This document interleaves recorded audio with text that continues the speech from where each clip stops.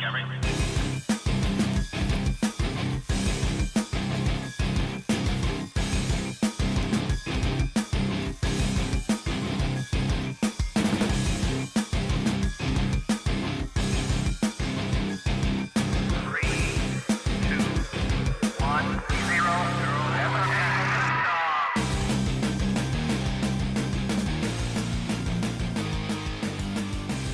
Hello and welcome to Cutting to the Bull in the Post-Truth Apocalypse. I'm Ben, I think you looked that up. Oh, man, for ages something that. I'm Ben, I'm joined by Gaz. Hello. And Mike. Hello. And this week we're talking about the Amityville horror. We're going to do the story, it's going to be a two-parter. This week we're going to do the story. Next week we will present a balanced, sceptical rebuttal to the official story of this, one of the most famous hauntings, would you say? I'd say. Yeah, I've heard of it. And that means precisely nothing. Alleged haunting, we should say. Yeah, they say it. But it's fun. yeah, it's alright. I've not seen film? the films. I haven't seen the film, but I've heard a podcast about it, so I'm vaguely clued into what happened. But we should explain the format of the show if you're new. Yep, we're going to do some weird news. There's some random shit we found on the net. Might take 20 minutes, half an hour, maybe a little bit longer, depends how much of a tangent we go down on some of this stuff. Then we will cut on to the main thrust of today's topic. So Main thrust. let's do the first bit of weird news. Let's get the boys' views on this week's weird news. Police plan for civil unrest after no-deal Brexit. Bit of politics from Mike this start of the show. Yeah. Oh. Police chiefs could be forced to call on the military to tackle civil disorder in the event of a no-deal Brexit, according to a leaked document. Contingency plans drawn up by the National Police Coordination Centre warn that a possible shortage of medicine could, quote, feed civil disorder, end quote, and a rise in the price of goods could see, quote, widespread protest, which could then escalate into disorder, end quote. Are you happy with yourself, Farage, you fucking arse-faced? No, because he's Allegedly a fucking arseface. No, I'm just going to say it. Fuck you, Farage. Yeah, I think Fucking that one weasel. will stand up in court. Where the judge will look Yeah. over and go, "Yes, he does have an arse for a face. Case closed." Arsed-faced wank sock. You wank sock of a man. he's a wank sock of a man, actually. I'm not even going to say allegedly. This is terrifying, boys. Yeah. Is it not? Yeah. Shortage of medicine. And it- Diabetic children. My dad? Well, yes, obviously. The children as well. but- Think of me the, what does personally- somebody think of the children? There's enough I'm not Catholic going there. priests to do with that, Mike. Ben Allegedly. went there. So, civil unrest. I'm not the biggest political thinker or commentator, but even I can see it. As a Tory government, this Tory government specifically, well, it doesn't matter what brand they are, they're the government. This was their fucking idea. Yeah. If it ends up with rioting or massive marches, civil unrest where the fucking military's being called in, well, you fucked up, haven't you? And what... But do they care? Exactly, what comeuppance will there be? None. They won't They have might to get pay voted out for about 10 years. They can That's turn about around and it. say, well, you wanted this, you voted for it. They'll get a comfy job in a bank, in an arms manufacturer. Yeah. Do you know what? I've got one opinion actually that I heard a snippet on the news of her saying, Theresa May, thank you for your service. Our beloved not- PM. Our beloved PM, saying that having a referendum now, a re-referendum essentially, would be to cheat democracy because that's what we voted for. Okay, but how about now we have an informed fucking referendum because you fed the public with fucking fallacies, lies and guesswork. Yeah. Everyone lapped it, well not everyone, 51% or whatever, lapped it up and went and voted and they say, oh, we can't have a re-vote. But now we all know the fucking truth, so let's have another vote and see who votes this time. Yeah. Surely. Now we've got some information of what Well, a the sensible reality. society would do that, wouldn't it? Oh God. But we aren't living in a sensible So we're all society. I've been joking for weeks now that I'm going to have to fight old ladies in the co-op. It's coming true! I might have to. Oh. I might get called back up and have to fucking bludgeon you guys over the head. I'm just getting beans, Ben. Beans. She don't need them. She's 86. You'll crack her as well. Yeah. Did you vote for this, love? Yes. Smack, smack. Oh. Yeah. Is this a strong On possibility? the plus then? side, I'll have all the medicine and food I want. Well, this is the National Police Coordination Right. Centre that have drawn up these contingency plans. So They think there's a possibility, they don't think they? there's a possibility. It's not like they're saying that'll never happen. Fuck. The next paragraph there says there could be a rise in acquisitive crimes such as theft, along with massive traffic queues at ports, leading to unprecedented and overwhelming disruption in the wider road network. So you're gonna fuck with my job as well, Teresa? I'm on the road enough. I'm gonna be stuck out there in endless queues, and my boss will be on the phone going like, "Don't burn too much fuel because it's finite now." Yeah. There's not enough petrol. We've only got enough to last us the month. Fucking Tory monsters! What have you done? Oh God. Yeah. I'm going to inhale this joint through my arsehole and see if it gets me more stoned. And of course, theft's going to go up, but profits for drug dealers will go down. Oh, Jesus Christ. No one's going to be buying weed. Who's going to have the money? Exactly. So the drug dealer industry's gone. Thieving's up. Are they, please tell me, Pub trade's gone because no one can afford to buy booze. please tell me that the government are right now busily fighting, doing everything in their power, everything conceivable to ensure that this doesn't happen. Oh, they bollocks. The Brexit leader, David Davis, didn't even have a plan for 2 years. Yeah. He went into this And then he without a quit. plan, and then he quit. It's Saying there was no deal. It's not a farce, mate. Then Theresa May We're the so laughing went. stock of the world. at the Theresa moment. May If went it were to- for Trump, we would be. She went to meet Chequers, got a cabinet there, and said, right, this is the plan. It's gonna be a fucking soft Brexit. You know, we're just gonna sort of half in, half out. Everything will stay the same virtually. We Like just Sweden. we just don't get a say in some stuff. And then of course your Rees-Moggs, your Boris Johnsons, your what's that other spineless bastard's name? Gove.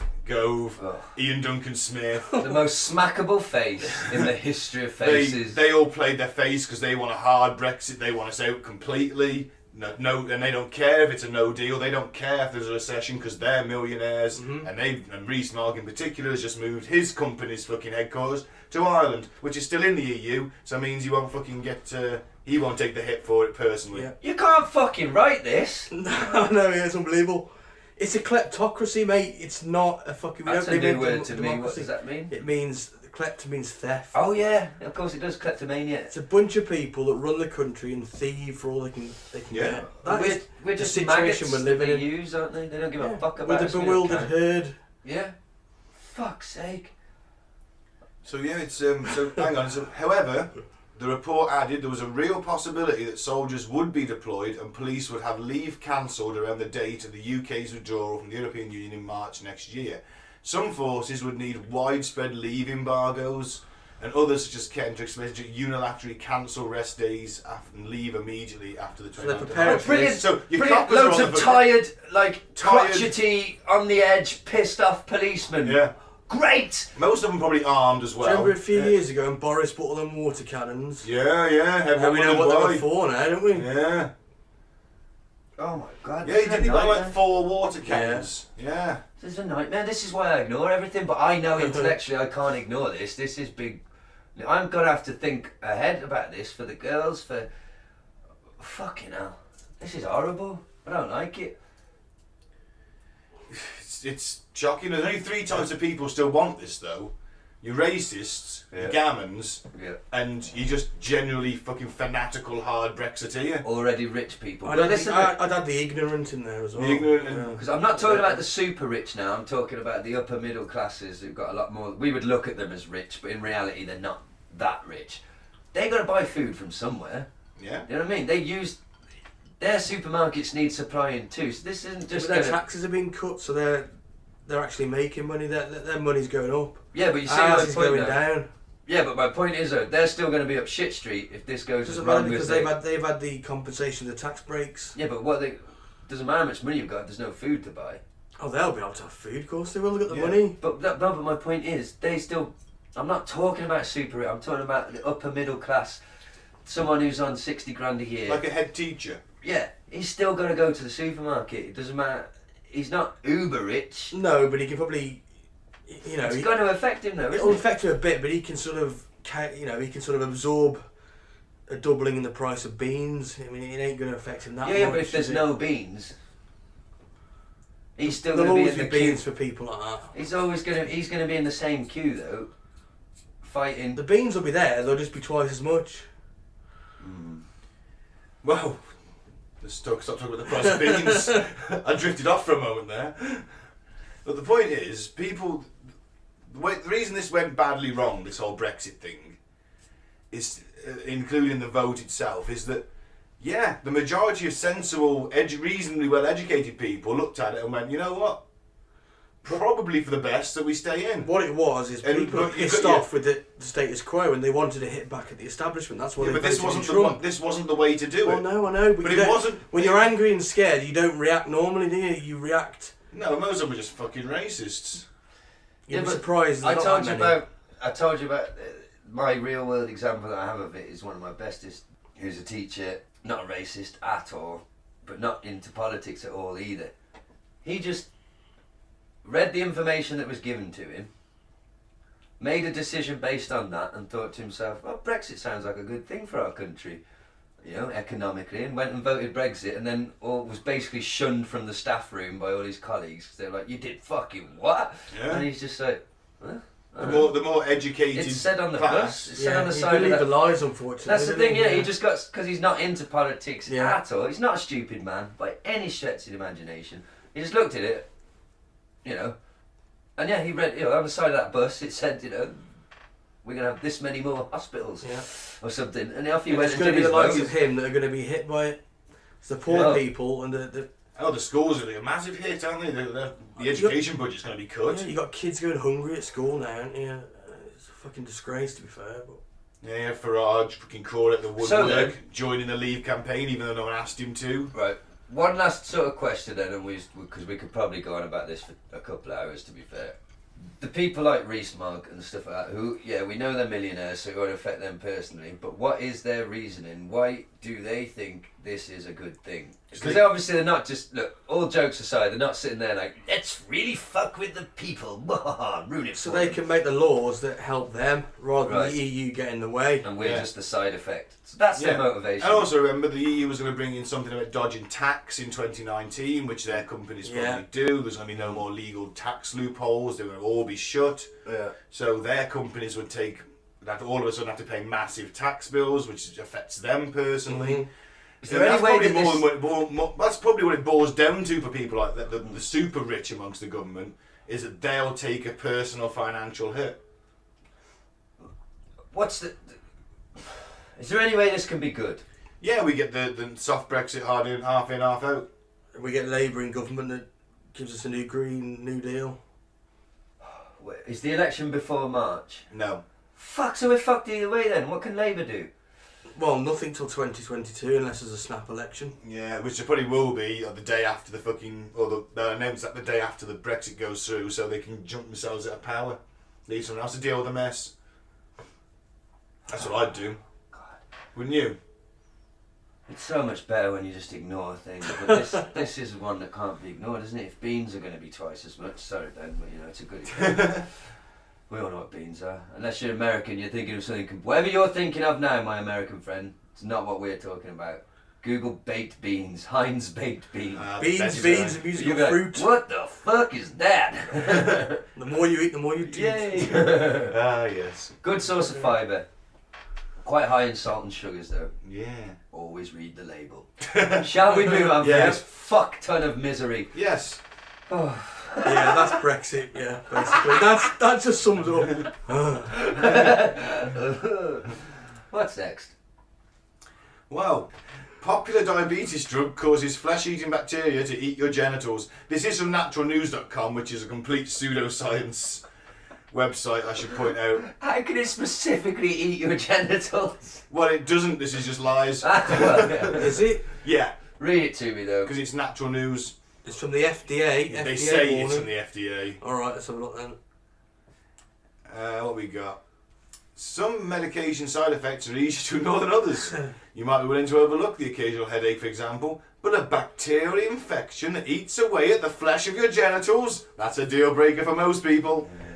It sounds like the kind of obscure side effects you might expect from a specialist medicine for a very rare disease, but the illness known as necrotizing fasciitis of the perineum is actually a potential side effect of several widely used diabetes medications. Now the FDA is warning patients and doctors about this highly concerning problem, which is also known as Fournier's gangrene. So you're telling me that people have been taking these drugs for years? Well, do you think that they you know, And all of a sudden the thoroughly genitals test drop off? every drug to the maximum? No, but if you got some pharmacy company I- bunking you $1 million, Yeah, saying, but I let's also rush expect- this through. I also expect people who've had their genitals eaten by fleshy material to be out in the press causing a fucking rampage, rather than me never hearing anything about it until I read an article from a 'cause they dodgy website. They probably get paid off with non-disclosure agreements. I think I'd be telling everybody. Would you? I'd You'd be be telling everyone that your genitals have been eaten away. I would be. I wouldn't be shouting that at the rooftops. I'd be in the press. Or what the fuck? Would you be the press? Yeah. I don't want other people to lose their genitals, do I? I've eaten some genitals. Hey, boom. Oh man. I don't know. As with everything, listeners is the fact checker. They go and find out. Natural news is bollocks. But if it is true, it's a bit of a bitch, isn't it? Well, it is a little bit. I suppose the moral of the story is if you can help it, don't become diabetic. Keep your nuts. Well, I got nothing. Yeah. Okay, we'll move Don't on. eat my nuts. Oh man, I saw this headline, but he just looks too comical to be true. He looks like Paul Blart. He does look like Paul Blart, doesn't he? Can I please and read he's this got- in a newsreader's voice? Yes, you can. Yes.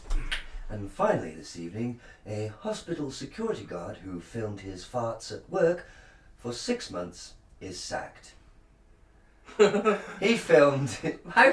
Florida-based Doug, who goes by the pseudonym Paul Flart, runs a Fart Authority Instagram page which he regularly updates with videos of himself flatulating. Oh, yeah, of course, Do he's you a wanna big watch? fat dude. Okay, here we go. Okay.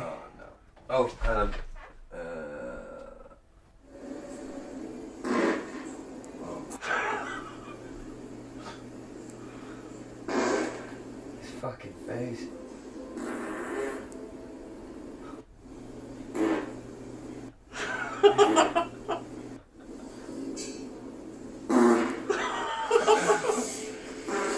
I'm not gonna laugh. I don't. Oh, you sour-faced old goat. Just to explain to the listener, this guy is a large gentleman, and he's looking directly into the camera, completely blank-faced. He's not happy or sad. No. It's just complete blank face as his arse makes music behind him. It's only because he looks like Paul Blart and he even calls himself Paul Flart and he's a mole security guard. He's obviously done that look on purpose to get himself some fucking attention. Then he realised it wasn't enough, so he's farting on the fucking... But I bet his Instagram page has got fucking millions. No. Does it say? It's got 28,000 followers. That's still more than us, and I'm jealous. All he's doing is farting down a microphone. That's because these people... That's essentially what we do, though, isn't it? But these people are putting up some kind of fart fetish. 28,000 Oh, users on Instagram have a fart fetish. That's plausible. There's millions of users. He told Vice, quote, "The lobby has really great acoustics, and naturally, we all fart. One day I ripped a rather nice one, and I got really good sound from it. So the next time it happened, I recorded it and sent it to my group chat." Oh, I'm surprised he's got enough friends to have a group chat. Yeah, he's got his mom, his dad, his sister and his brother in it, I'd imagine. Oh, man. Doug said his friends loved it and suggested he take his toilet humour to social media. They're not your friends, Doug. They're laughing. They're not laughing with you. They're laughing at you. Excuse me. For 6 months, he farted through his shifts at the hospital, publishing each pop for a small but loyal crowd that grew to 500 Instagram followers.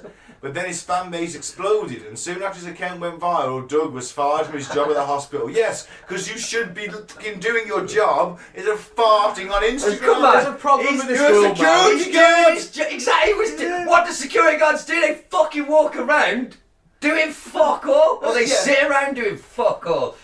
Should we just sat there specifically go into the lobby, filming yourself farting? Should we fucking doing his The world fucking... You're be a turning bit- into the fun police. It will be a better place if everyone just farted around and... Do you know what I mean? Nothing to get done. He's Doesn't matter. spreading joy. His job's to do nothing. It's one of the most labour unintensive careers you could possibly have. Security That guard. doesn't explain why he's so large. Yeah, you just What's it? walk round. And the fact that he has to fucking make himself look like Paul Blart just because he's a fat security guard, I just think you're fucking attention seeking. They have something. No. You can cosplay as Paul Blart. There you go. You can have At that. work though, he is winning at life, or he was. He's cosplaying at work in his normal outfit, so he's killing two birds with one stone, getting 28,000 followers on Instagram. Boom! I bet Well, he can now make he's some- lost his fucking overworked, underpaid job because he wanted to fart. He is company not time. overworked, Ben. Underworked, underpaid job because he wanted to fart. Well, yes, it's weird, but I applaud it. I love the lunacy of the internet. Yes, you could say that this represents a low point in society, but you could also say it was pretty funny. I Wasn't don't that know. funny? I'm one of the people who doesn't do the fart joke, to be honest. If somebody else farts around me loudly and obscenely, I get quite pissed off because I don't think it's funny. But we all do it. If I do one at home out loud, I'll make myself laugh, right? But I just don't, I'm not, but that video I found, he's putting online, I'm not there smelling it, so I can chuckle at that. But I actually be sat away from people. I honestly lose my shit at work sometimes. No pun intended. But, like we're in a queue loading the van, like in a line, and like young lad will just raise a cheek and like, and he's fucking laughing his ass off, and the other lads are all like, "Oh, that's gonna stink," and all. I'm like, I'm gonna fucking kick his ass. Like, where the fuck were you born? Where were you raised? You don't fucking do that, man. You fucking leave the room, or I remember my you do it on the brother-in-law slide. farted once and it smelled so bad my nephew was sick. Ace.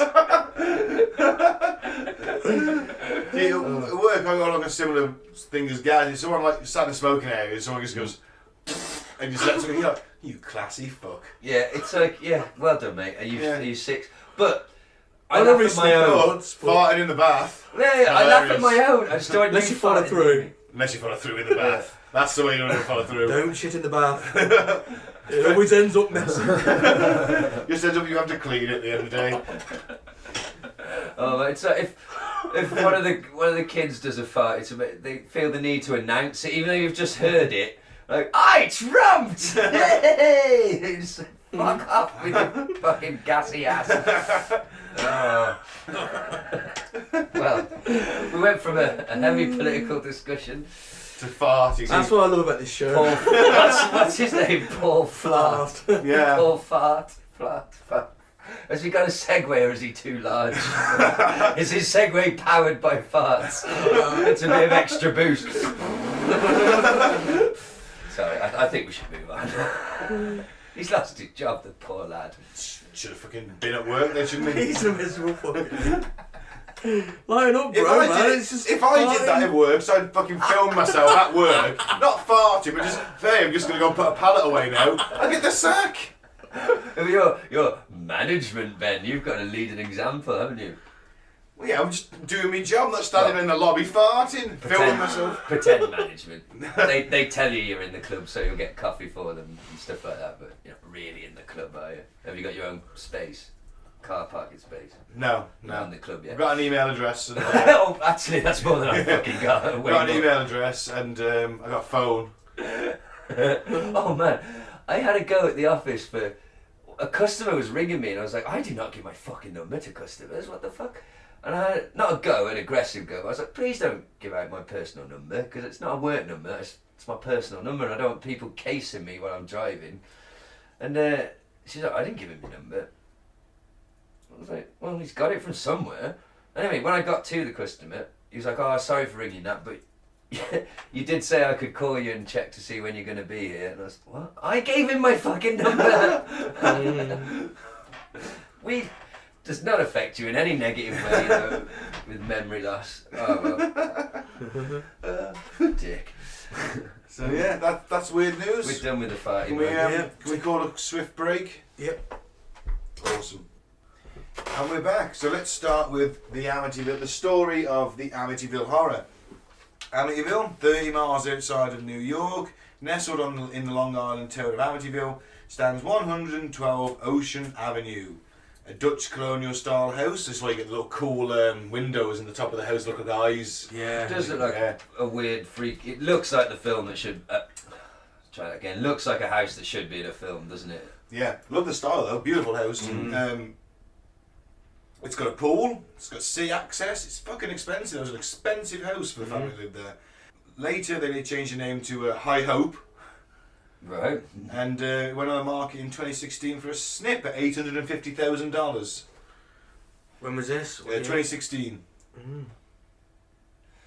Fair. You So think? this is, remember, a really nice neighbourhood, and it's a very nice house. It's pool, 5 bedrooms, pool. You got to be a millionaire. You've got to be pretty well off. So November the 13th, 1974. 23-year-old Ronnie Butch Defeo enters Henry's bar in Amityville and declared, "You gotta help me, I think my mother and father are shot." You think? Yeah, this is what bugs me. Remember, at this point, he's still kind of in denial about doing it, isn't he? So Ronnie and a group went to the house and found that Defeo's parents were indeed dead, along with Ronnie's 4 siblings. All of them were laid out on their stomachs, all of them in shot in the back. Ronald Defeo Sr., 44, Louise Defeo, 42, his sister Dawn, 18, his sister Alison, 13, Mark, 12, and John Matthew, 9. All killed in their beds, all lay face down on their stomachs, and they'd all been shot with a .35 caliber Marlin lever action rifle. The parents have been shot twice, all the children only once. Evans suggested that Louise and the daughter, Alison, had both been awake, which wouldn't surprise you. At .35, that rifle is it's like a cannon going off in that house. It always bugged me in the film. You see it in the film. Yeah. And the guy goes around and shooting them. They're just lying in their bed. You'd hear the first gunshot and wake the fuck up. They reckon that gun going off, that rifle going off, they'd have heard that 4 blocks away. I mean, this happened at 3:15 a.m. in the morning. Deathly Did quiet. he go around and chloroform them all? Well, Drug them all? There was no evidence in the There's bloodstream, no evidence was to there? suggest that, yeah. Literally, they were all just laid down, face down on their beds. And this was the 60s. There was no alcohol, no drugs in their bloodstream. 74. Oh, they checked for that. Yeah. Yeah, this is 1974. Maybe they're just so terrified. No, you'd get out and fucking run, wouldn't you? You'd think so, wouldn't you? Yeah. I mean, because the dad... Unless there was multiple shooters. That's a possibility we'll come into later on. Because the dad was a legitimate businessman, but also certainly only a generation out of being at the mob, possibly, allegedly. Right. Yeah, that was a thinking around town. That was wasn't the thinking around town that the mob had killed him off. It was a mob hit, you see. And they do sound... it is very New Jersey. This guy speaks like, Sopranos. he speaks like... You never seen Sopranos? No, I I tell know. you, he sounds like... I listened to Defeo speak, and he sounds like Tommy from Goodfellas. Okay. Little Weasley, like, hey, I didn't shoot my parents. That kind of... I think they're shot. Yeah. Oh, yeah, it was... Time of death was put at around 3 a.m. that morning. No one had any shots, should have been heard for blocks around. That's what I found strange. And the multiple shooter thing will come in, but it's also possibly one for next week when we tell the truth. Okay. But Can you not buy a muffler on a gun? it's a .35 then, and the mufflers aren't as effective as the films make them sound. Muffler. The silencer. I don't know why that word's funny, but it is. So the thing is, they found the rifle. All the stuff was there. It's. Yeah, Ronnie Senior, the father, was an abusive asshole. Basically, he loved to beat up his wife and kids on a bad day, but then he would flip side and shower them gifts when he got a bonus or. That's what they do, isn't it? They become guilty then. When they're sober up, they're guilty. Yeah. And he loved to beat up Ronnie, especially because he was the eldest. He used to throw him into the wall, which gave him a serious head injury once. Yeah, you're not. What do most killers have or suffer in their formative years? Child abuse. No, it's a head injury. Injury as well. Yeah. It's one of the trifectorate. It's a head injury in your formative years. Damages the part of your brain that decides whether you're doing right or wrong. I banged my head quite a lot when I was a kid. Were you thrown into a wall? Well, let's not get into that. No, of course. So he could be a psychopath. Yeah, certainly he's on the scale. Yeah, people said that he was a bit. Well, he got drug addictions as well. Yeah, He was on a bit ecstasy wild, and heroin. And a bit not all there. That's what they said. Okay. All That's a good old-fashioned way of saying it. yeah, well, they interviewed the neighbours and stuff on this documentary I watched, which is quite good. You know, he's living in the Channel basement. 4. He's 23. He's on heroin. He's on ecstasy. You know, he's an abusive father. Starts having. It's not a good mix. No, and I think as well he starts probably getting some paranoia and hallucinations because. Do you know who handed him the weapon to do it? Well, he says it was a hooded female demon with Black hands, black yeah. hands. That's it. And she handed him the rifle, told him that they're all plotting to kill him. But the police did say that could have been his sister. Ah, yes. There is a theory, and we might as well get into it now because we've touched on it already. The multiple shooters, one of them was his sister Dawn, and an unidentified friend who apparently ran off once it was done. Ronnie chased him at the house. Butch, chased him at the house, and never saw him again. There was also that Ronnie and Dawn were having an incestuous affair. There was that rumour, wasn't There was that rumour. Yeah, it's just literally a rumour. The grandfather went to see Ronnie in when he was being held and was sort of sequestered with him. But it's thought that he kind of said, look, everyone knows you were banging your sister. Don't bring any more shame on the family. Just fucking admit to the murders. Kind of thing. Okay. So yeah, there's a theory that the 3 shooters. But Was never know. Grandad in on it? Well, they did think it was a mob hit. One of the catchphrases is follow the money. Who financially, where did the money go? Well, it didn't go anywhere, that's the thing. The house was sold quite cheap later on. See, Butch was taken in protection because it was thought his family had been killed by a mob hitman. The mob hitman in question actually had an alibi that weekend. So they knew he was a mob hitman. But He's like, I was at a town that weekend. I've got these people who can back me up for that. just as devil's advocate. Just because he's got an alibi doesn't mean he has an alibi. Well, no, that's If you true. know what But I they mean, couldn't prove that it wasn't him. Somebody Sorry, they couldn't prove it was him. Somebody was paid enough money to say, yeah, he was with me. And back in those days, crime was a lot easier in those days. It was, I mean, no Dahmer's CCTV, you know. Yeah. You know what I mean? No camera phones, no like. Yeah, You know, I can't say I've not been somewhere now because they will just search my number plate in every CCTV. Oh, there he is. You know, And they could track your phone if they wanted to. Track my phone, that's the other thing. So back then, crime was a lot easier, man. Dahmer got away with it for years by living in a heavily black populated apartment block. Because the police didn't give a shit what went on there. Yeah. Oh, You know? Projects. Yeah, projects, man. You're always covering the projects. Yeah, so Yeah, they never went there. I'm so glad I got out of the ghetto, man. Yeah, thug life. But, yes. it's the least Yeah. thug life show in the world. What Telford would be. Well, Telford, yeah. But we're the show isn't. So We're nice. Yeah, we're alright. Town's a bit shit. Apart from Dolly. Where do I Apart live? from Dorley. The bit I Full of live's good troglodytes. as well. And they're nice people. I prefer to think there was Morlocks, Mike. Morlocks.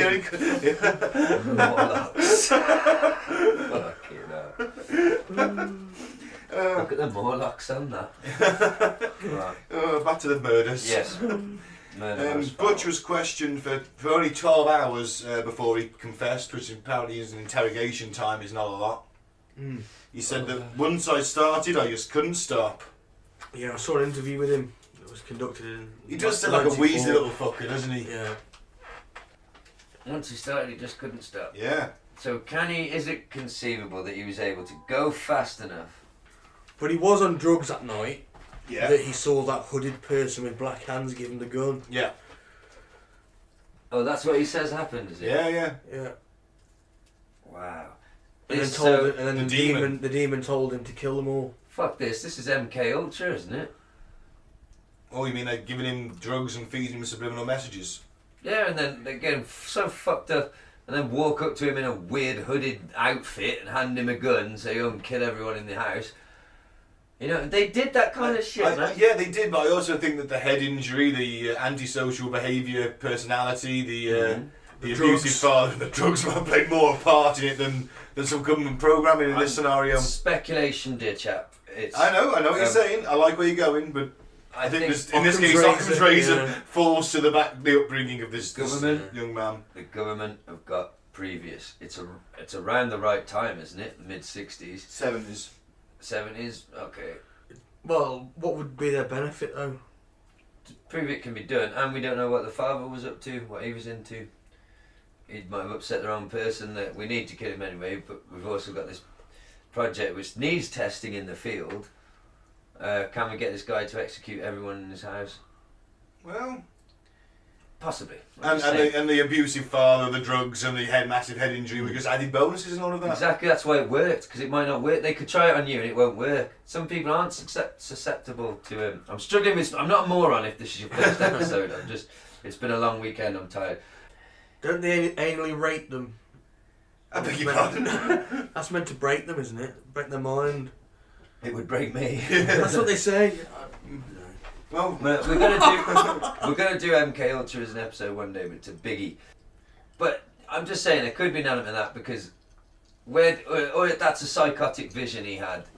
Yeah. Or just something he added to the story, complete fallacy. Could be lying. Well, could be complete bullshit. Yeah. But if a fucking hooded figure did go and put a gun in his hand, I'm just trying to think. I'm just saying MK Ultra more likely than the demon explanation. What about the incest?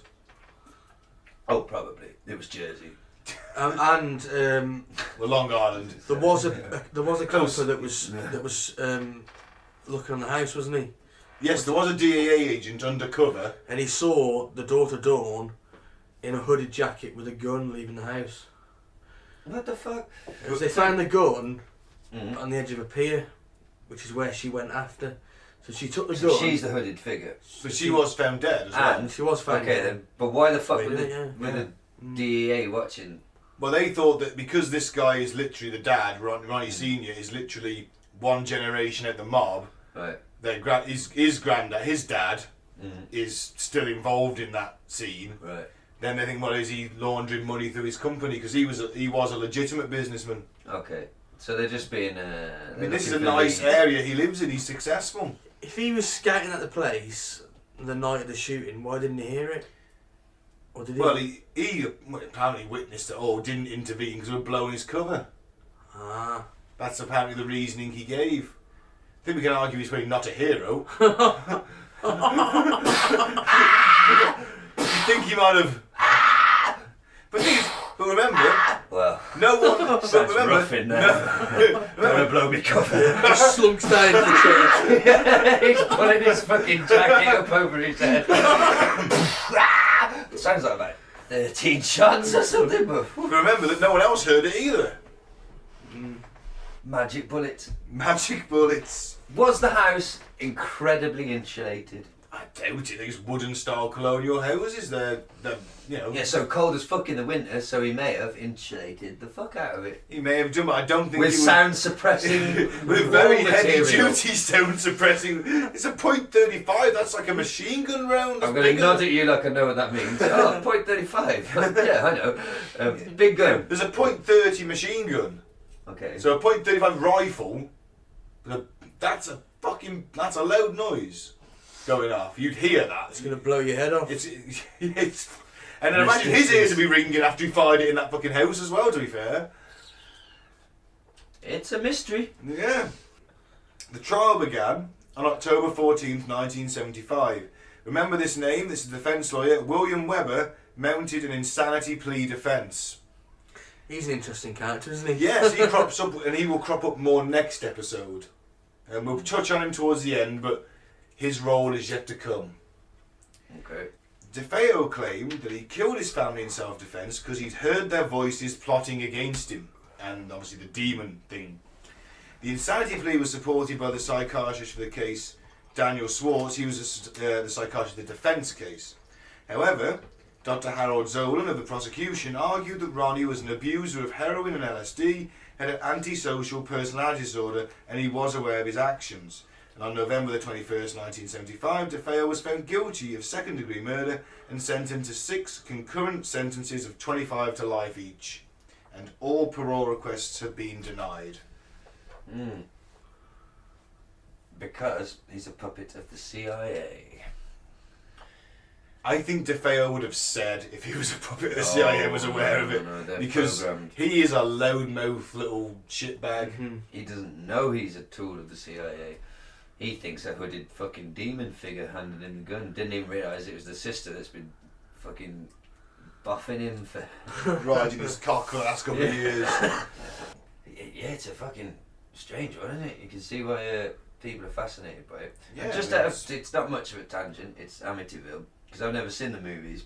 What direction do they go with this? Demons? Demons.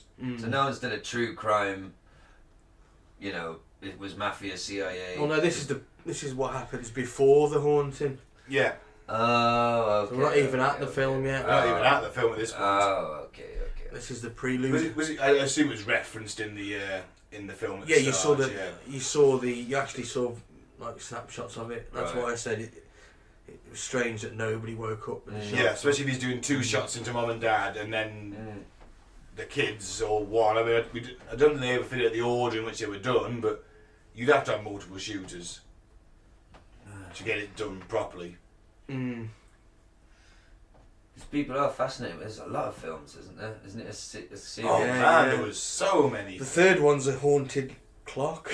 Oh man, and then could so say bad. better than that. I've seen the. Yeah, I have seen. someone buys the clock from the house, the original house, and the Oh, murder. It's man. haunted. That's nearly as bad as Nightmare on Elm Street 3 Dream Warriors, where it's like, oh, you're all descendants of the Elm Street children. It's like, oh, fuck off. Haunted clocks. Oh, man. Generational curses. Not into it. Yeah, Me the either. original's not bad, but after that it gets bad. Okay. Yeah. I don't have to watch the No. I'm glad I didn't. No. I don't like horrors anyway. No, they're not great. I just It's thought it might alright. be Some- interesting they're if done someone well. did a true crime sort of spin on it instead of going the horror route and did, you know, mafia, government, something, you know, you could come up with something good as a reason to why. Yeah. How many people ended up shot? Was it? Sorry? 5. Yeah. 5, you know. Yeah. I don't know, just a thought. So what happened next, Ben? So, just over a year later, the home was bought by newlyweds George and Kathy Lutz, who moved in with their 3 kids. The house was sold for a knockdown price, I mean literally $80,000, and was still furnished with all the Defeo's furniture. And they were pretty wealthy, so it's looking good in there. That's a bargain, man. Yeah. Just clean the fucking brain splats from the It was, walls. yeah, it was all just as it had been on the night Do of you, the murders. do you know that you have to, right, heaven forbid, let's say I murdered you now. Right. I'm not going to. But in a very gory, horrific way. Someone will come and take the body, the authorities, but you know who has to clean like the brain matter and the Oh, it's blood? like an independent company, isn't it? Yeah, that Mike's got to either pay for. No one does that Oh, right, for okay, you. got Oh, right. You've either got to pay for that, Well, I or you've got to get the house, marigolds on. Oh yeah, but in theory, yeah, Would I still have to do it? yeah. Mate, well, no, probably not the council house. But all right, let's say you own Private the property, property would. Yeah. but you didn't have the money to pay for this firm. You'd have to fucking. What if it was a loved one? And Oh. you're there on your hands and knees picking up your loved one's brain matter. Oh, it'd just be blood splatters, wouldn't it? They take all the body parts with them. No, yeah, but think Just there'd think be a few bits, months down the there'd be line, you'd be clearing up and you find the corner, a little bit of skull, Oh!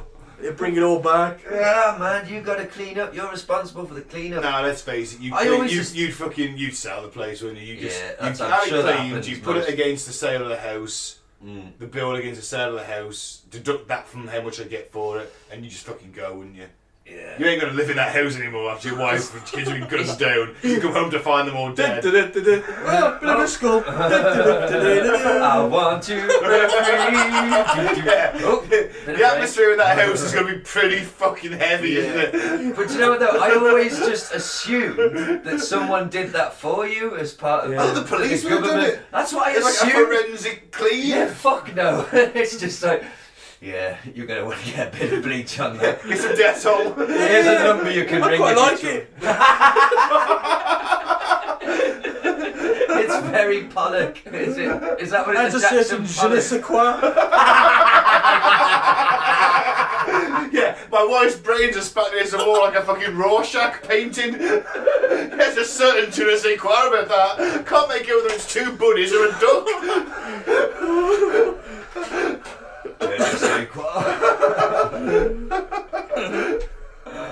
Yeah, fuck man. So somebody had to clean up this house. Yeah. That's what made me think of that. That I explained the tangent, you see. I could justify that tangent. Now, George Lutz, obviously knowing about the murders, called a priest whom Kathy knew to bless the house. In the book, Father Pecorano. Or Pecorano? I don't know, it's Italian, I could be saying it wrong. Pecorano. Pecorano. Hey kid, they don't call me Pecorano for nothing. Get them hands on my pecker. Allegedly. Hey Pecorano. So he comes in to bless the house. You know, wave a bit of holy water around, a bit of incense, say some prayers. You know. Really scientific stuff. Yeah, pretty much. Oh yeah, because religion's so scientific. That's what I'm saying.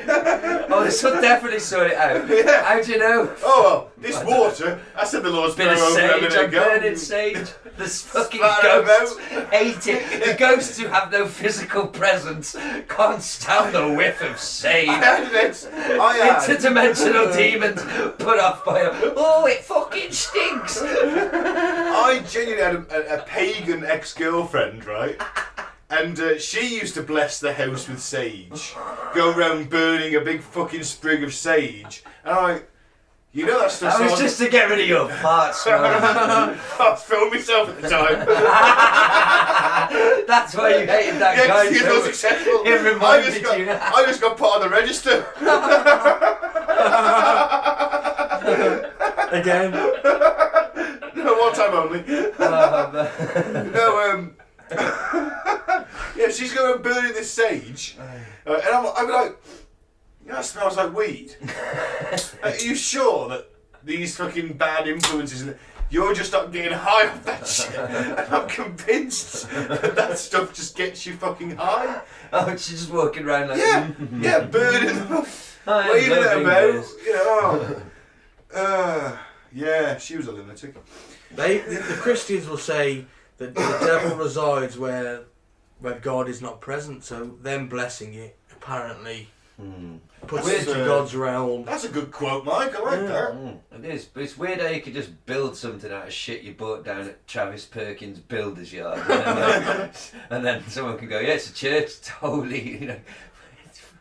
But do you know what I mean? Like, they just build them whenever they want. Oh, here's another one of God's precious houses. I think everybody go around and sort of bless it before they anything. I'd imagine that then they would do that. They would splash some water around, you know, splash some water about, bless the building, that kind of thing. Fucking nuts. But so yeah, back to that. Back to the. So that's how they convinced some fucking family who probably had a bit of a religious background. I'm assuming at that it's time. the 70s in America, quietly Catholic, maybe. Honey, it's been blessed. It's only 80 grand.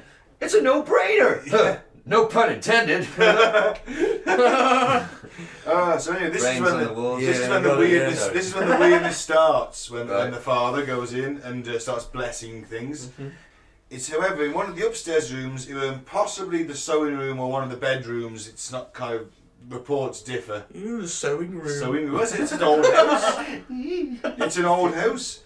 An angry, disembodied voice told the priest to get out. And the priest then received stigmatic blisters on his hands. A lot of flies. A lot of flies. He told the Lutzes, never sleep in that room. Because I just abused a boy so badly it gave me fucking blisters on my hands.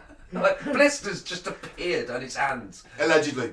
Abused the boy. Allegedly As abused if the by boy. magic. Catholic Church are quite rich. Fuck. Yeah, allegedly. Even though they're guilty, allegedly. In the film, the flies attack him. Yes, But and that his didn't apparently happen. they said there was lots of flies in the house. There was, yeah, there's And a why reason flies? for that. Yeah, do you know why? Because they boarded up the house during the summer, and they were feasting on the dead parts of the people, I guess. Save the skeptics for next week, Mike. What? That's what they did. Yeah, but the reason there was lots of flies, according to the priest, is because Satan is the lord of the flies. Got you. Remember, we're believing Sorry, I this week. forgot about that. We're believing this week. Lord of the Flies, he is an evil fucker, isn't he? 'Cause I hate a fly. He's a friend of the show, though. They're well known. Oh, Satan. Oh, Yeah. Satan! He's You can't just say he's not Satan. he's not one of the saints, but he's a friend of the show. Heavy metal has done wonders for the fucking public reputation of Satan. Like, every band is like a wonderful PR agent for Satan. Yeah. Satan! He's friendly, we just throw up Yeah. his sign without thinking Yeah. about it, thinking we're one of the Illuminati. That plane going around download on the Sunday that said "Remember Jesus loves you." That banner behind it, genuinely, yeah. I think I mentioned it before. It is Yeah. weird though, isn't it? That the devil horns is a sign of the, is it that club, Skull and Butter something? Because you see presidents doing it now and then. You Yeah. see Prince William doing it, but apparently Prince William was trolling. Or Prince Harry. Oh, He yeah. knew that rumour was on the internet, so he did it in his, put his hand like that in his jacket, but apparently it was just him having a wink and a nod. I could probably argue the fact that he was probably trolling because doesn't really give a shit, does My he? point was though, if it is this club and that is their thing, don't they get really pissed off just when like 50,000 unwashed heathens stand there doing it at a festival? No, because it's giving them some kind of power. That's our symbol. It's Maybe we're fueling. feeding it. They're feeding that organisation. Ah well, they can't. We own that symbol. We took it off them. I thought it was Dio and it was some kind of Sicilian thing. I'm not sure. I think His mother used to do it. It's a devil horns, isn't it? Gene Simmons from Kiss claims to have invented it. And he wanted to patent it, didn't he? Yeah. What a prick, because he's not fucking rich enough already. I heard him. This is his explanation. He was such a comic book fan, and in the old Spider-Man books, well, and the current ones. Yeah. The reason he does that pose with his hand is because he's using his two middle fingers to press the button on his palm to shoot the web. Gene reckons that he was such a Spider-Man fan that he was copying that, and that's why he threw his hands up, like going, "I'm Spider-Man," and everyone copied him then, and he invented that. Not Dio. No. Even though it was proved to have been Dio. I reckon it was way before. It's a symbol that probably meant something else. It's actually, if you do it beside someone's head, you ever heard of a cuckold? The guy that watches his missus get fucked by another guy. Yes. That's like, if you put it behind the head, that's like the cuckold's horns, that they would like wear horns as part of the ceremony. Right. So when you do that behind someone's head, you're saying that you're banging their missus effectively, and they know about it. Oh. Well, I don't think I'm ever going to be in a position to have to do that. There's some weird symbology there. Yeah. But it's much better to just go rack. It's a universal symbol for like fuck yeah. Isn't Yeah. it? If you're into your rock. I like to sign off text messages with the horns. Yes, I like it. Yeah. It's good stuff. Where were we? So the family then claimed to smell strange odours and saw green slime oozing from keyholes and out of the walls. I call bullshit. Cold spots in the house, and George Lutz in particular was never warm, and he was like chilled to the bone. The fire in the main room, the downstairs, the living room, was like just constantly roaring. He could never get warm in that house. He was constantly chopping wood. Yes, he was. Yeah. What else have we got? Lutz himself started to wake up at 3:15 a.m. every morning. So they said around 3 a.m. for the murders. Allegedly, that was the same time as the murders happened. He used to wake up, start awake. The children then started to sleep on their stomachs. I don't think that's a very good fucking example. Kids will sleep anyhow, won't they? Yeah. They really do. The Lutz's daughter started having an imaginary friend. Bless. A pig with glowing red eyes called Jody. Other family members saw the eyes looking through the window. Okay. Yeah, that could have been next door's cat. Skeptics next week. I'm just saying. We're believers now. Okay. They allegedly then found hoof prints in the snow. Fuck it, there was no snow that time of year. Hooves No. in the snow. Little cloven footprints of a pig. Spring-Hill Jack. Oh, Spring-Hill. We've got to do an episode on Spring-Hill Jack, a full episode on Spring-Hill Jack at some point. That'd be a good wrestler's name, actually. I bet so. Wouldn't it? Yeah. Dressed like a British gentleman. Spring-Hill Jack, you know. You'd be like the X Division guys in TNA, wouldn't you? So jumping off the ropes and doing assaults and murder people if they I don't know. And he broke his neck, he didn't murder him. Spring-Hill Jim murdered people. No, he didn't. He just groped women. Spring-Hill Jack. Yeah. Basically, he just turned up. It wouldn't be a good name for a wrestler. I take it back. Give him a grope, and then he laughed and went away. Yeah, we've discussed this. Perfect for a wrestler with a Yeah, but groping with... Yeah, it's not a good character. Oh, what's your wrestling character? I gropes the women, I do, and then I jump over the ring. I don't think we're going to sell many toys. Except in the 70s. Yeah. Possibly the early 90s. Yeah, early 90s. In the Attitude Era. Still pretty bad then, yeah. It was the one female wrestler that he just used to get out in a bikini. She was. There was a few, and there was like Stacey Keebler, Trish Stratus. No, she was like, oh man, what was... Oh, Sable. Yeah. It's like, yeah, get her out. Get her out in a bikini, thong bikini, get her out. Ratings are going down, get her out. Because they were fighting the Monday Night War at the time. She's married to Brock Lesnar now. Really? I believe so, yeah. Wow. He's alright for himself because he's got a face like a wall. Yeah. Good times. I knew we'd get good times to Brock. We'd get some wrestling in there somewhere. George witnessed his wife Kathy turn into an aged hag before his very eyes and then change back again. Also woke up to see her levitating above the covers, as well as the children who also started to levitate above the covers.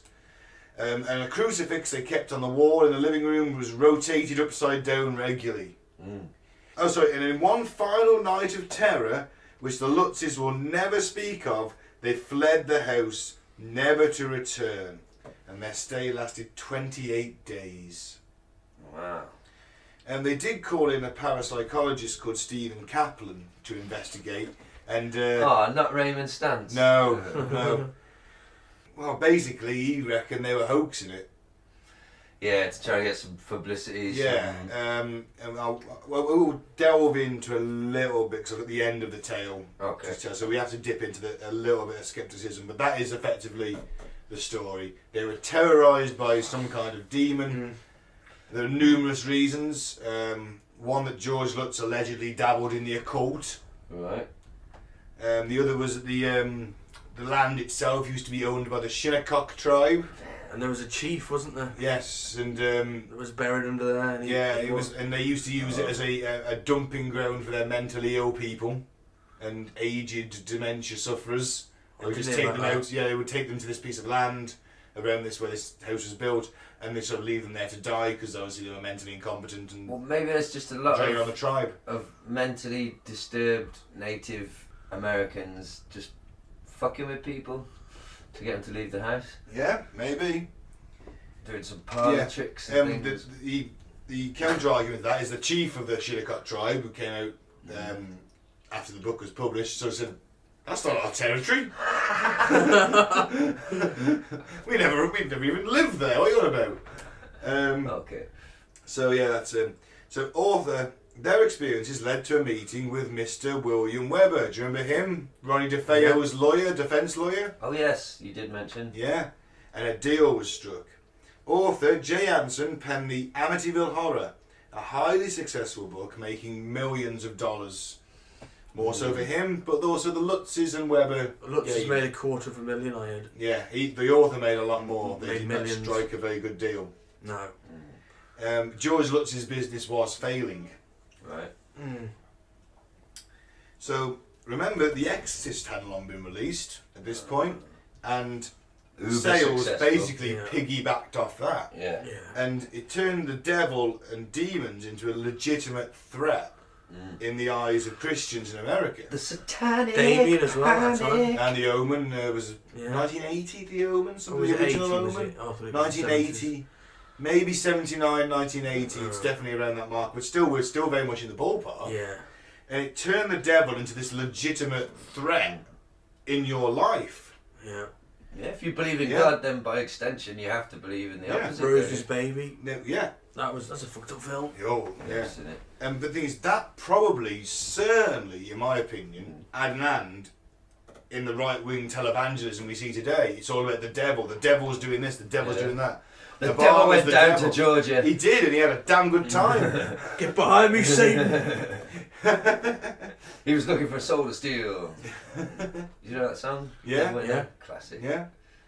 Boy, let me tell you what. Do. I bet you didn't know him, but I'm a fiddle player too. Sorry. Please continue. And they called in the Warrens. You ever heard the Warrens? Ed and Lorraine Warren? Yes. We'll do an episode on them at some point because they're full of shit. He's rich. a sort of a preacher-style evangelist, and she's a psychic. You wouldn't think they get on, because I'm pretty sure that in the Bible it says that she's technically a witch there with her psychic. She's suffer not the witch to live, but it's certainly something along those lines. If you lived with a psychic as a couple, and you're a Christian preacher, you're not psychic, but they are. There's no fucking way that relationship works unless you become an absolute shell of a fucking human too scared to think. If they can read your fucking thoughts, like you're not allowed to say like "fuck off" in your head, like when you're smiling and going. Yeah, okay, we can do that, but you're thinking, I'm not fucking doing that shit. But then, what did you think? What did you call it? Go into my mother's house, fucking shit. Oh, God. It'd be a Plus, you'd be nightmare. shagging and there'd be loads of dead people around you. watching, but only she'd be able to see them though. She'd be having a conversation with a dead mother-in-law while you're fucking her. Oh. That's a boner killer. Talking about her hemorrhoids to her mother-in-law. I could fuck through that, I think. It'll be okay, I'll drown it out. Oh man. What? Went down an avenue I didn't expect it to. Focus, guys, focus.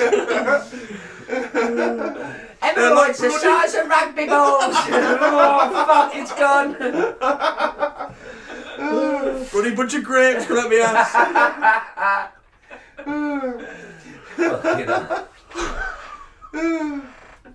Yeah. What? The Warrens, though, they were also. We'll cover the Warrens in a few episodes, I'd imagine. The Enfield Poltergeist case they were involved in.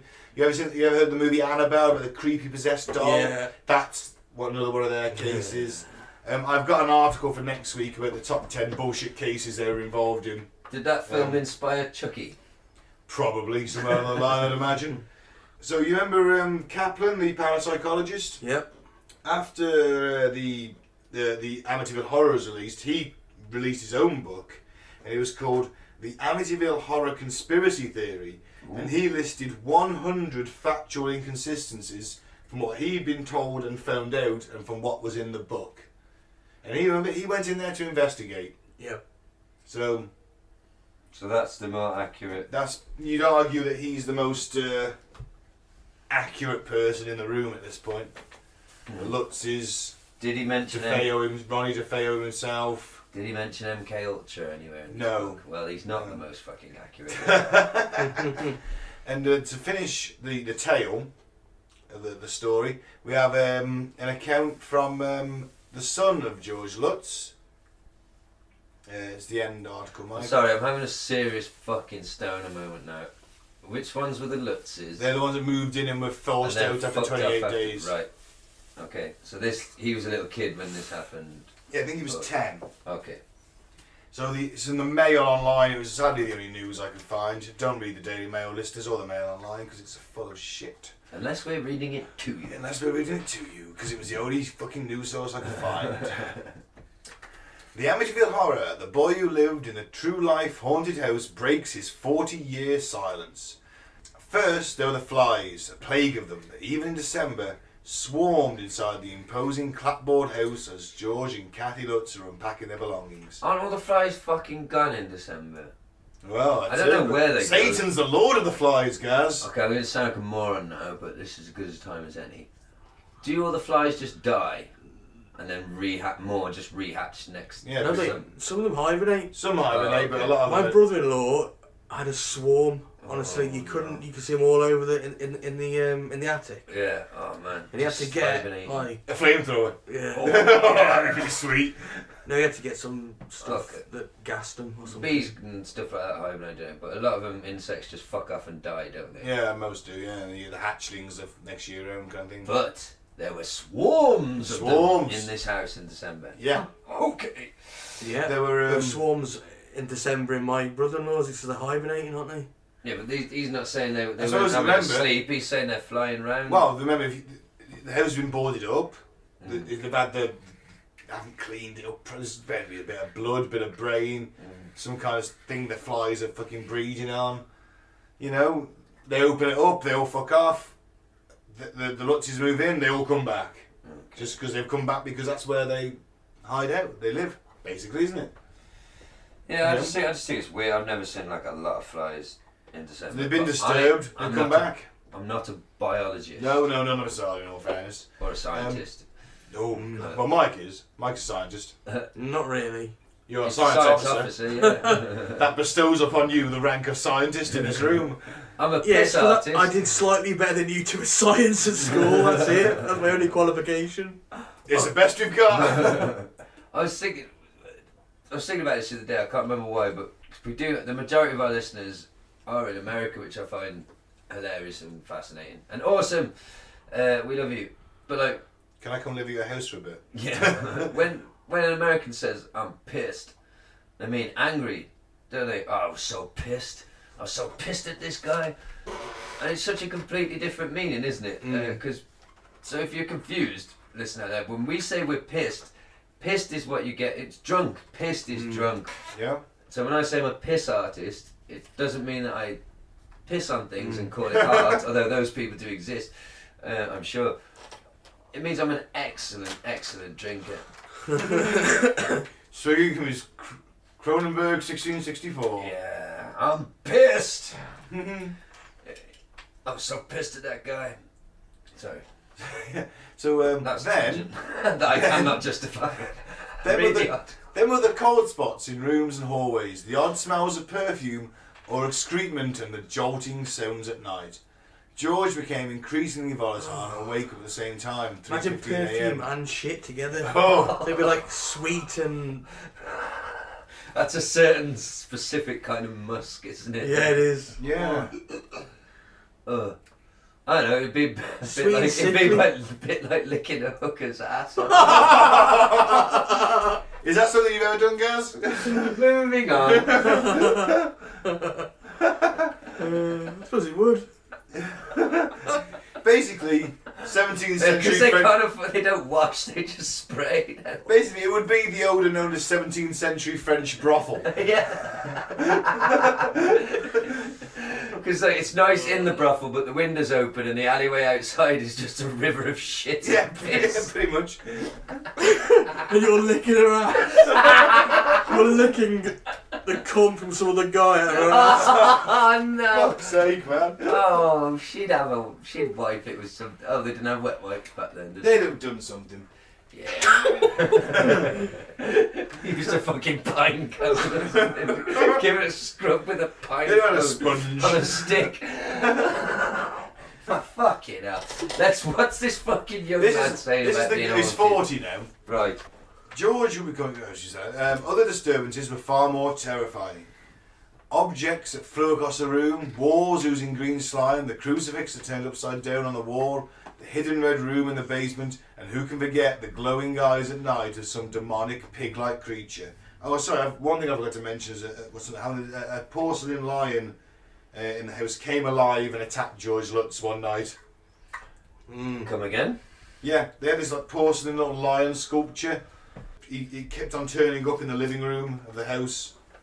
And attacking him. yeah, and one night he came alive and tripped him up, and he then found bite marks on his shin. I don't remember this bit. Yeah, And that's I'm supposed to take this fucking guy seriously. that's another thing that happened. I forgot to mention that. As for the Catholic priest who came to bless the house, the site of a mass murder only 13 months earlier, the Lutzes only found out later he had a voice tell him to get out as he sprinkled holy water in a bedroom, the one he told the couple no one should ever sleep in. But then they fled in terror amidst Mrs. Lutz's 3 children, from a previous marriage, taking little more than the clothes they were wearing. It was January 14th, 1976. They lasted just 28 days inside 112 Ocean Avenue. They never returned, but the Amityville Horror, as their story became known, has come back to haunt, or at the very least intrigue, with a decision by one of the children to break their 37-year silence about what happened. Ooh. Daniel Lutz is a 10-year-old boy at the time, but now a spooky-looking middle-aged man with deep-set, piercing blue eyes and an unsettling smile insists he was menaced by the spirits in the house, and his family stay there has ruined his life. 28 days of your life. Okay. He blames the evil presence on his stepfather, George, a man whose occult dabblings opened the gateway to dark forces he couldn't control. Oh, fuck. If only us and our demon-busting business had been there. Yeah, exactly. The 6-bedroom house with swimming pool and boathouse was meant to be a dream home, was aptly named High Hopes. That's true. That is the male, it was renamed High Hopes later on. So, what really happened in the house has remained hotly contested for years, as the Lutzes, both in their 30s at the time, became embroiled in legal battles that reinforced the notion they were just in it for the money. Skeptics immediately cast doubt on the story, and it emerged that Mr. Lutz, a land surveyor, couldn't really afford the house, even his knockdown price of 80,000 or 53,000 quid. So perhaps they fled the property for reasons other than evil spirits. The lawyer Weber, he defended Ryan Defeo. This is one thing we need to point out, is that if you all of a sudden, that family is driven out of their home by evil spirits, where your client has allegedly killed all 5 of his family members. It says a demon told him to do It says it. a demon told him to do it. That's going to add wonders to your your insanity plea, isn't it? It is, yes, see? Yeah. And it's going to make you a bit of money on the side, a bit of bunts. Hey. Yeah, of course it is. And you've made a few quid in the book as well, Yeah. and all the film rights. Wow, George had discovered a small red room, around 4 foot by 5 foot, that George Lutz discovered was shelving in the basement. Well, the Labrador of the family refused to go near it. Oh, in the film, he couldn't get enough of it. Couldn't he? No, he was trying to scratch it open and all his paws are bleeding. Now, they do say, inconveniently for the cynics, George and Kathy both passed a lie detector test, but we've spoken about the validity of those before now. Yeah, they're So, not admissible in spit more, fucking please, court. Mike. They're so useless. Well, not anymore. Oh, fuck it. So, the couple later divorced, with Kathy dying in 2004 and her ex-husband 2 years later. But the controversy has now been given new life by the re-emergence of Daniel Lutz. A clearly troubled individual, he left home at 15, spending some time living homeless in America's southwest. Estranged from his wife and 2 grown-up children, he now lives in Queens, New York, where he works as a stonemason. His side of the story would probably have remained secret had a friend not contacted a young filmmaker, Eric Walter, who had set up a website devoted to the Amityville saga. He persuaded the reclusive Lutz to speak in a new documentary, My Amityville Horror. You know, it was obviously a very shocking murder in a very little town. Yeah. Plus, maybe the police did a fucking shit job of the crime scene, which is a common occurrence. So Dawn was shot somewhere else, dragged to the bed, put face down. Yeah, maybe he had time to clean up. He had time to go down and tell the... 3:15 the murders happened. It was like, I've closed my book, it's like something like 8 o'clock at night. He's down at the bar saying, I think someone shot my family, possibly some Asians. Could have bleached all Genuinely the said that. He corridors. did say, I left that, he said, maybe some Asians. Well, should we leave that till next week and finish the article? Yeah. Oh yeah, we're on Yeah. about what he says now. He's a grown-up. So he's given how much he says he loathed his late stepfather, a domineering ex-marine who Daniel says would beat the children with a wooden spoon. One might expect him to rubbish George Lutz's tale of demonic possession. But instead he insists it was substantially true, even down to being levitated in his bed and seeing a demonic figure in his little sister's bedroom. I just wanted someone to believe me, he said. It has been in my dreams my whole life, he said, but his expression, looking tortured as tears welled in his eyes. But then he's also asking us to believe a lot. He recalls seeing his stepfather's bookshelves lined with titles on Satanism and magic, and he even claimed he saw George Lutz move a spanner telekinetically in his garage. Garage? Garage? Before the family even moved to Amityville. Sorry, his car hole. He's moving up the social ladder now. Yeah, that's what I was just thinking. If management's getting to him. The garage and the carport extension. Gerald! Are you here for the badminton? I have no idea why I said garage. It's okay. Freudian slip. I want a garage so bad. I want to be in the club. Come with that adrenal cortex. Hey. Right, sorry. This fucking guy was. George's beliefs and practices triggered what was going on in the house, he said, his voice shaking. It was like a magic trick gone bad that you couldn't shut off. Daniel Lutz, whose real father died, said he started feeling uneasy about the Amityville house within 2 hours of moving in. Taking a box upstairs to their playroom, he found it swarming with flies. Would put you off a bit. Yeah. He swatted 100 after fetching his mother, discovered the dead flies had all gone. That's when my confusion started, he said. No shit.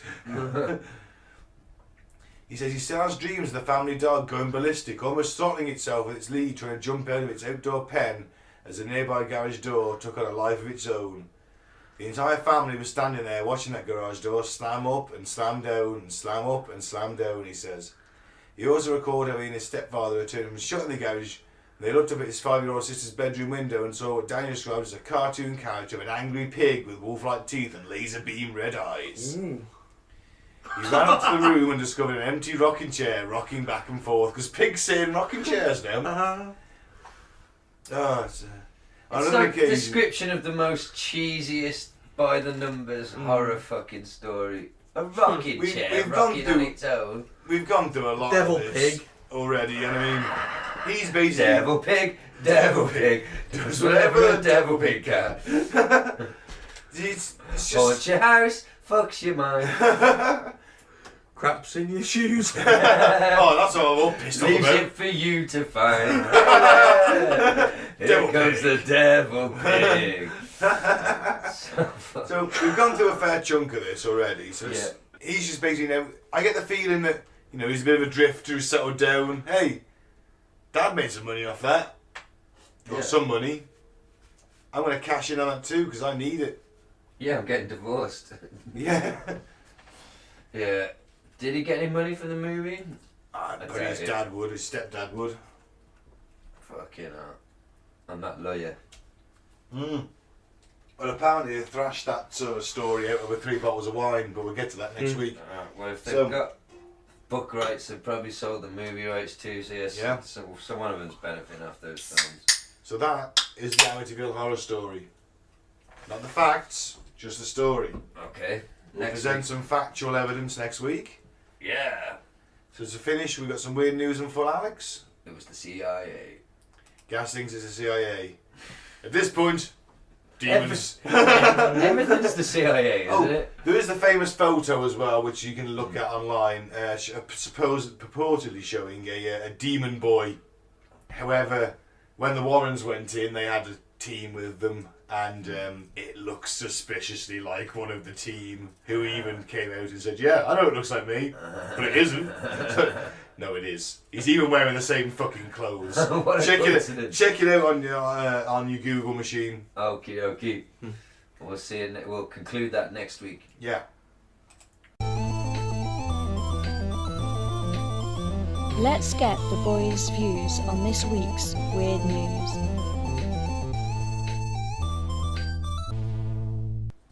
So to keep with a bit of a ghostly theme, I've got a couple. Okay. Paranormal investigator fires gun at alleged ghost inside home. Oh God. What did he think that was going to achieve? I'll kill you again!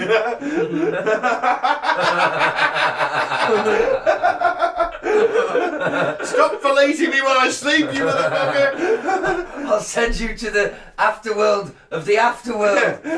Ghost hell. Oh, I hope this works. Fuck's sake. He needs a ghost gun, does he know anything? Yeah, it fires ghost bullets, exactly. Or a proton pack. Yeah, Or Yeah. nuclear-powered proton pack. Yeah. Boom, shanker. Can't believe I just said that. Boom, shanker. What's my problem? Boom shakala, I think you meant to say. Yeah, and I sort of stopped halfway, but it was something else. That was weird. Your hair's that long now, the earphones make you look like you've got pigtails. You're also there looking like Rimmer. If you had a gingham dress on, and army boots, Mr. Flibble.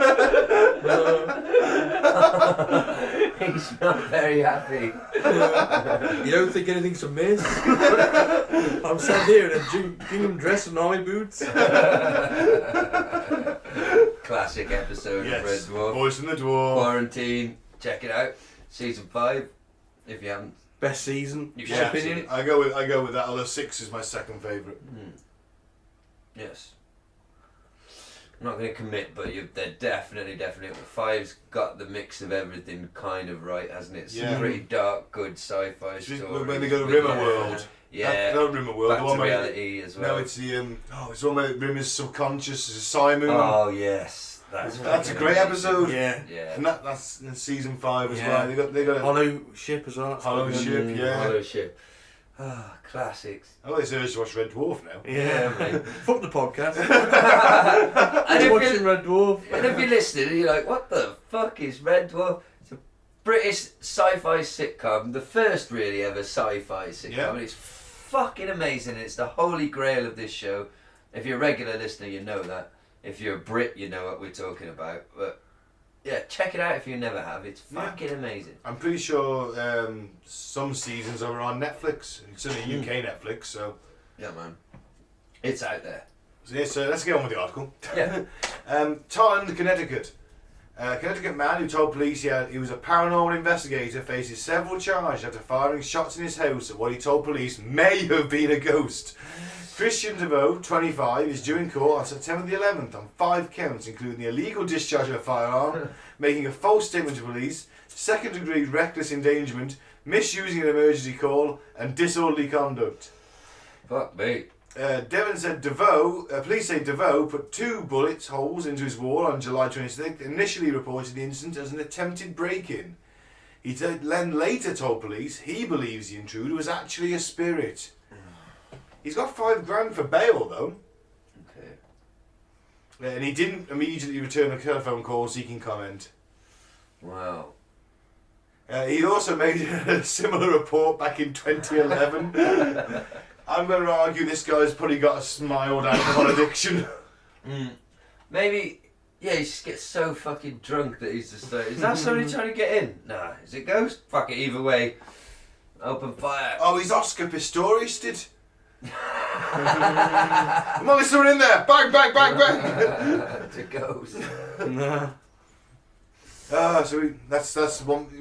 I like it. I like Mr. Defeo, Christian Defeo, not taking any prisoners. See a ghost, shoot a ghost. Yeah. That's a stupid tactic. That's a Based on- T-shirt though. Yeah, see a ghost, shoot a ghost.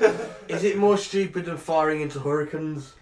It's level, I would No, say. It's level. no, because the bullets can fly out and hit someone else. He's not endangering anyone. Yeah, he didn't fire through the walls. Well, he's got a piss string over through his wall. Goes to the window Why? and hits a passerby. Well, all a child right, yeah, was but it's- riding a bike past the house. He's shooting at ghosts, and they All right. Well, yeah. fucking Depends how often he's 9mm doing it. I right in suppose. Yeah. Equal level then. Plus, All But I based on suppose- every But I suppose in the heat of the moment you see something, you're not sure. Yeah. Itchy Middle trigger of the finger. night, you know, yeah. Maybe she's just being so But triggered. firing happy. into a hurricane, you got to really think about that. Yeah, but You're gonna think that's having an effect. Yeah. I mean, that's- okay, mistaken identity. He's seeing something. He thinks, "Oh my God, bang bang!" Yeah. You're literally stood there on the beach. The hurricane's approaching, firing an M60 from the hip, or firing. You got your bump stock. You're firing fucking 600 rounds a minute. Is that Damn firing? you, Just- bastard! come on. Fuck you, weather. It's just a psychological thing that I think some people might think they could stop the hurricane with them, but I think most of it's just a frustrating. Normally when I'm mad at things, I fucking shoot. It's just a frustration, but based on every ghost you've ever seen in a film, wouldn't that film evidence suggest to you? That's all the evidence we've got to go on. Because Yeah. ghosts aren't fucking real. It's the most. It's the Ghosts are most evidence you got. translucent. Are they not? Are they not? They're not solid, are they? Well, ghosts? unless you're Patrick Swayze. Okay, or Slimer. Ah, he's not solid. He gets into But even Slimer can go through walls. her body, doesn't he? I thought he got because he met that ghost on the subway who could smack the newspapers, a little bit concentration and focus. He can touch things, can't he? Yeah. Well, He's either not way, quite there, yeah. based on all that, Because that was the best part of the Firing film at when a he was ghost. an angry ghost on the subway. Yeah. firing at a ghost is dumb as fuck. Yeah. If they're real and I see one, I'm not gonna shoot. Unless you've got Hellboy style bullets that have he's got holy water, little bit of blessed something or other, garlic in there, and they're like explosive rounds. If I saw First a Hellboy ghost, film, he's got the specialised ammo for that thing. I'd try and get it in the microwave. It would really just leak out though, wouldn't it? I'd try and hurdle it into the micro. No, not hurdle. That's not the right word. Shepherd it. Yeah, Shepherd shepherd it. it into the microwave. See what happens there. Just experiment. Microwave it. Imagine if you microwave Slimer. Oh. That'd just go everywhere, wouldn't it? Oh, that'd be hard. I gotta do that to it. Yeah, but imagine just the mess everywhere. Oh. Bless him. Well, another Christian Defeo. Yeah, this guy's a dick. I've got a bit more true crime. Ooh. Manchester, Prussia. Does a serial killer haunt the city's canals? I saw Now this remember this that week. to our people who don't live in Britain, listeners, foreign listeners, we have Manchester. It's an old industrial town. Yes, the middle of it is lovely and modern, but as you get out a little bit further, everything is a little bit older. Yeah. And you end up with these very dark, secluded canalways and pathways and little parking lots for canal boats that are quite empty because no one really has a canal boat unless you're someone posh on holiday. You're an extreme rich hippie. Yeah. So rumours of a serial killer stalking Manchester's canals have spread around the world despite repeated denials from those in law enforcement. So what's the truth behind the story of the Pusher? Tom was cycling home at night when the man attacked him. A swinging arm knocked the 34-year-old in the cold black water of the Bridgewater Canal. Shocked by what had happened, Tom tried to pull himself out, but the man kicked his hand away. I started to think that this is quite serious, says Tom, who asked that his real name not be published. He had heard rumours about the Pusher, a supposed serial killer whose victims were found drowned in Manchester's old industrial canals. There were no lights along that section of canal towpath, running through the southwest of the city. No one would hear him if he screamed. Oh, this would be a great film. Yeah. Bit of Steppenwolf going when he, the Pusher. Yeah. Good song that. What I would suggest to the council of Manchester is put some fucking lights along this canal path. What? Come on, what century are we living in? You're kind of in Peaky Blinders fucking territory on this canal pass. Everything's still fucking hell, dark and covered in Manchestery. What the fuck? What, Birmingham? What century? Yeah. Yeah, there's a lot of canals in Birmingham too. Yeah. Well, the whole of Manchester to Birmingham to Industrial London, towns. Industrial Revolution, any industrial town's got a massive canal network around it. Most of the ones in the town are obviously built over, but the outskirts, I mean... The motorways of the industrial age. Exactly. Just full of prams and condoms. and sex toys. Yes. Oh dear. And trolleys. Don't forget trolleys. Don't forget the humble shopping trolley. We've all stole one of them. You can't now at some place. They have No, an they're locked, electronic aren't thing. they? Yeah, but it'll lock. Stealing my fucking fun away from me. Bastard. Oh well. Yeah, but should we go back to these? Yeah. Because quite a few people have ended up in the dream. Yeah. Eventually, Tom managed to haul himself out of the water following the assault, which took place in April. The city's police and coroner deemed that there was any evidence of a serial attacker. Yet dozens of dead bodies have been pulled from the city's waterways over the past decade, and the rumours remain. Some of down them- a little bit. some Some of of them may be drunks. Drunks, I was about to say, drunks, just genuine accidents, I'd guess, if there's no lighting down there. But some may be people disposing of bodies. Yeah, and remember that canal walls are sheer. You know, if the water's low, you've got to really get yourself up there and then haul you effectively to get out of a canal. You've got to be able to do a chin up. Yeah, so I'm guessing this Tom guy rides a bike, Yeah, bit he's- of a fitness guy, Yeah. probably goes to the gym. Managed to was swing able his to- legs up, or But pulled himself out. If it were one One of of us us three, guys. yeah, we might really struggle. Yeah. Yeah, I bet it's very easy to drown in the dark. Especially pissed up people, that would be... Oh yeah, he's just So- someone walking along, stumbling a bit. Slips, hits her head as well. Yeah, Yeah, well, I've been to the beach today, and I said to Leona, because I went to Aberystwyth University, which is a seaside town, and there were signs everywhere when I started in Freshers Week, everywhere, downtown, all over the uni, warning that students die like every few years at Aber, basically just being drunk and fucking with the sea. You know, that's the easiest way to put it, essentially. There's so many pubs and things along the seafront club. Of course, yeah. Pissed up, the At beach night. is right there, it's late at night, you go fucking around and you're dead very quickly. Yeah. Fall asleep, tide Yeah. comes in. Oh, even that, just Yeah. struggling, just being so disorientated. Think how hard it is to coordinate your body if you're extremely drunk when not in water. And then get in some water and you get... In your Yeah, clothes or your thinking- jeans, oh, your God, shirt. yeah. It's just sopping wet, you extra weight. Yeah, people die fucking around with the sea. Mm. So there's going to be an element of that, but I would still, my point with bringing all that up was going to be to then say that still that many bodies should alert some You would think so. sort of Let's suspicion. give you the history. The history of the pusher can be traced back to the 11th of January 2015 when the Daily Star, on Sunday, published a 2-page article headlined Manchester's Killer Canals. Should we point out the article we're reading from is in the BBC, who are actually giving the Daily Star a plug.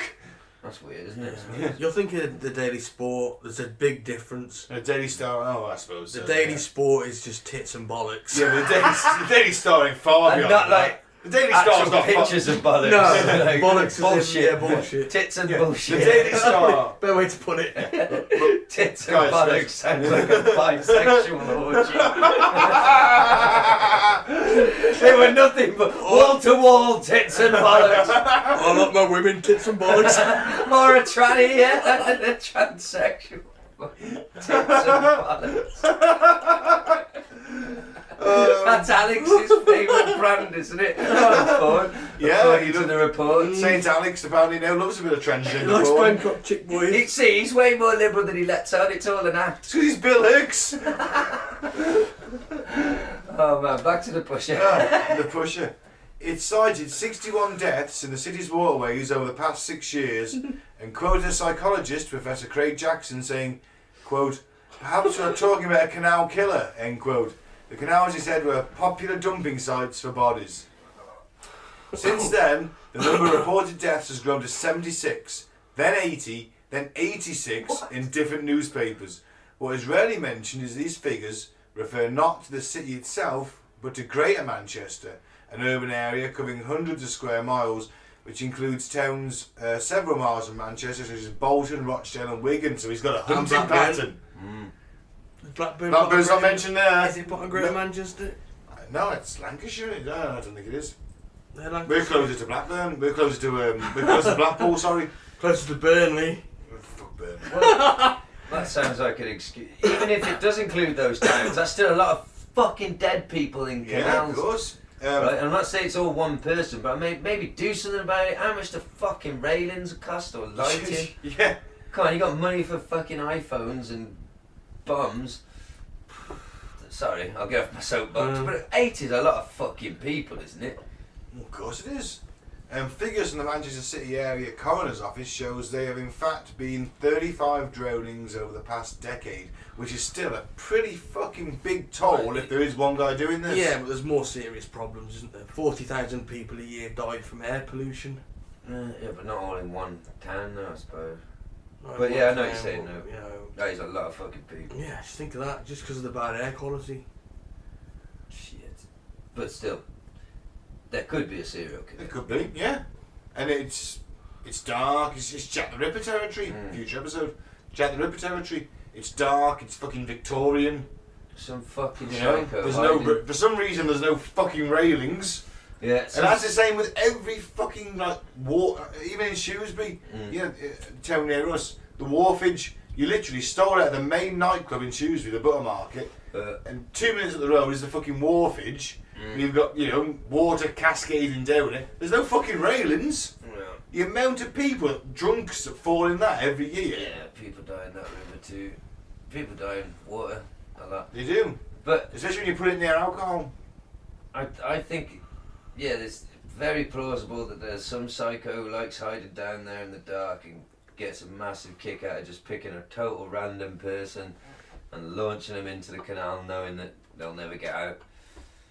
Yeah. Also, there's going to be a lot of people killing people. There's a lot of gun crime and gang crime in Manchester. Yeah, they know they've been shot when they poured them at the river. Oh, that's very true. That's very true. But maybe that gaping hole in the place maybe just dragged. Maybe take out the gun bit, but it could still be gang crime. Yeah, you could still take someone there and throw them in. Yeah, absolutely. It's actually a very economical way of killing someone. Like there is no evidence or aftermath or mess or clear up. Just 4 people drag one fucking guy down there and just throw him in. Yeah.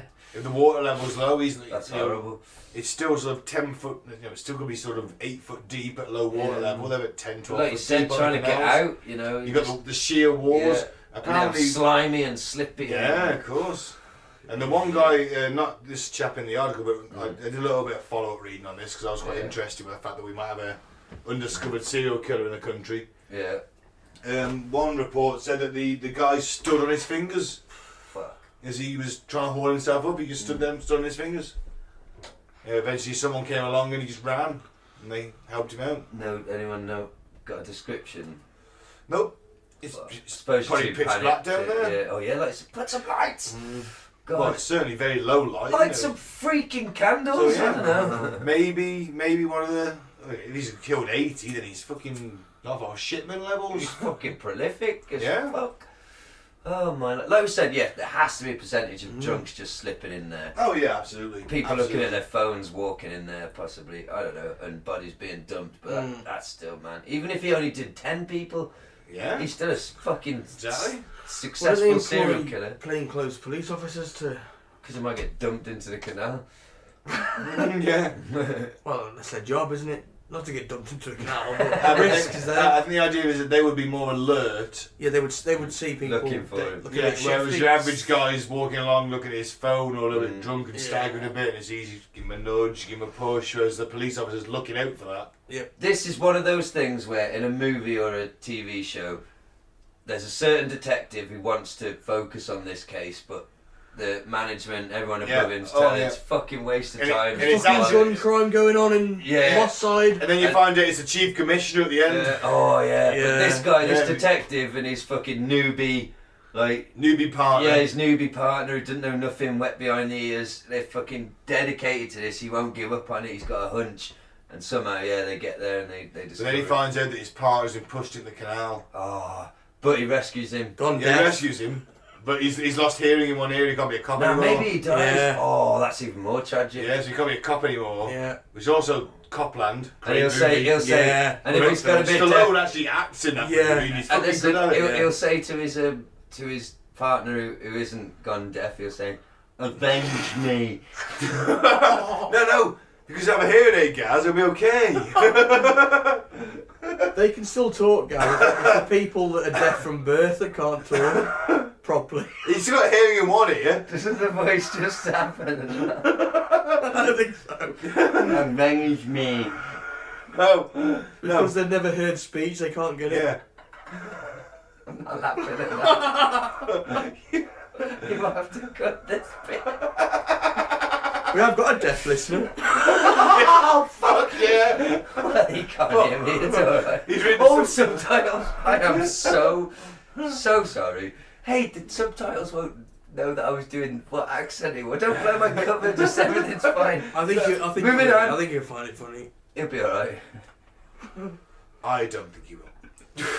Moving on. I shouldn't have done moving on, so undiscovered serial killer.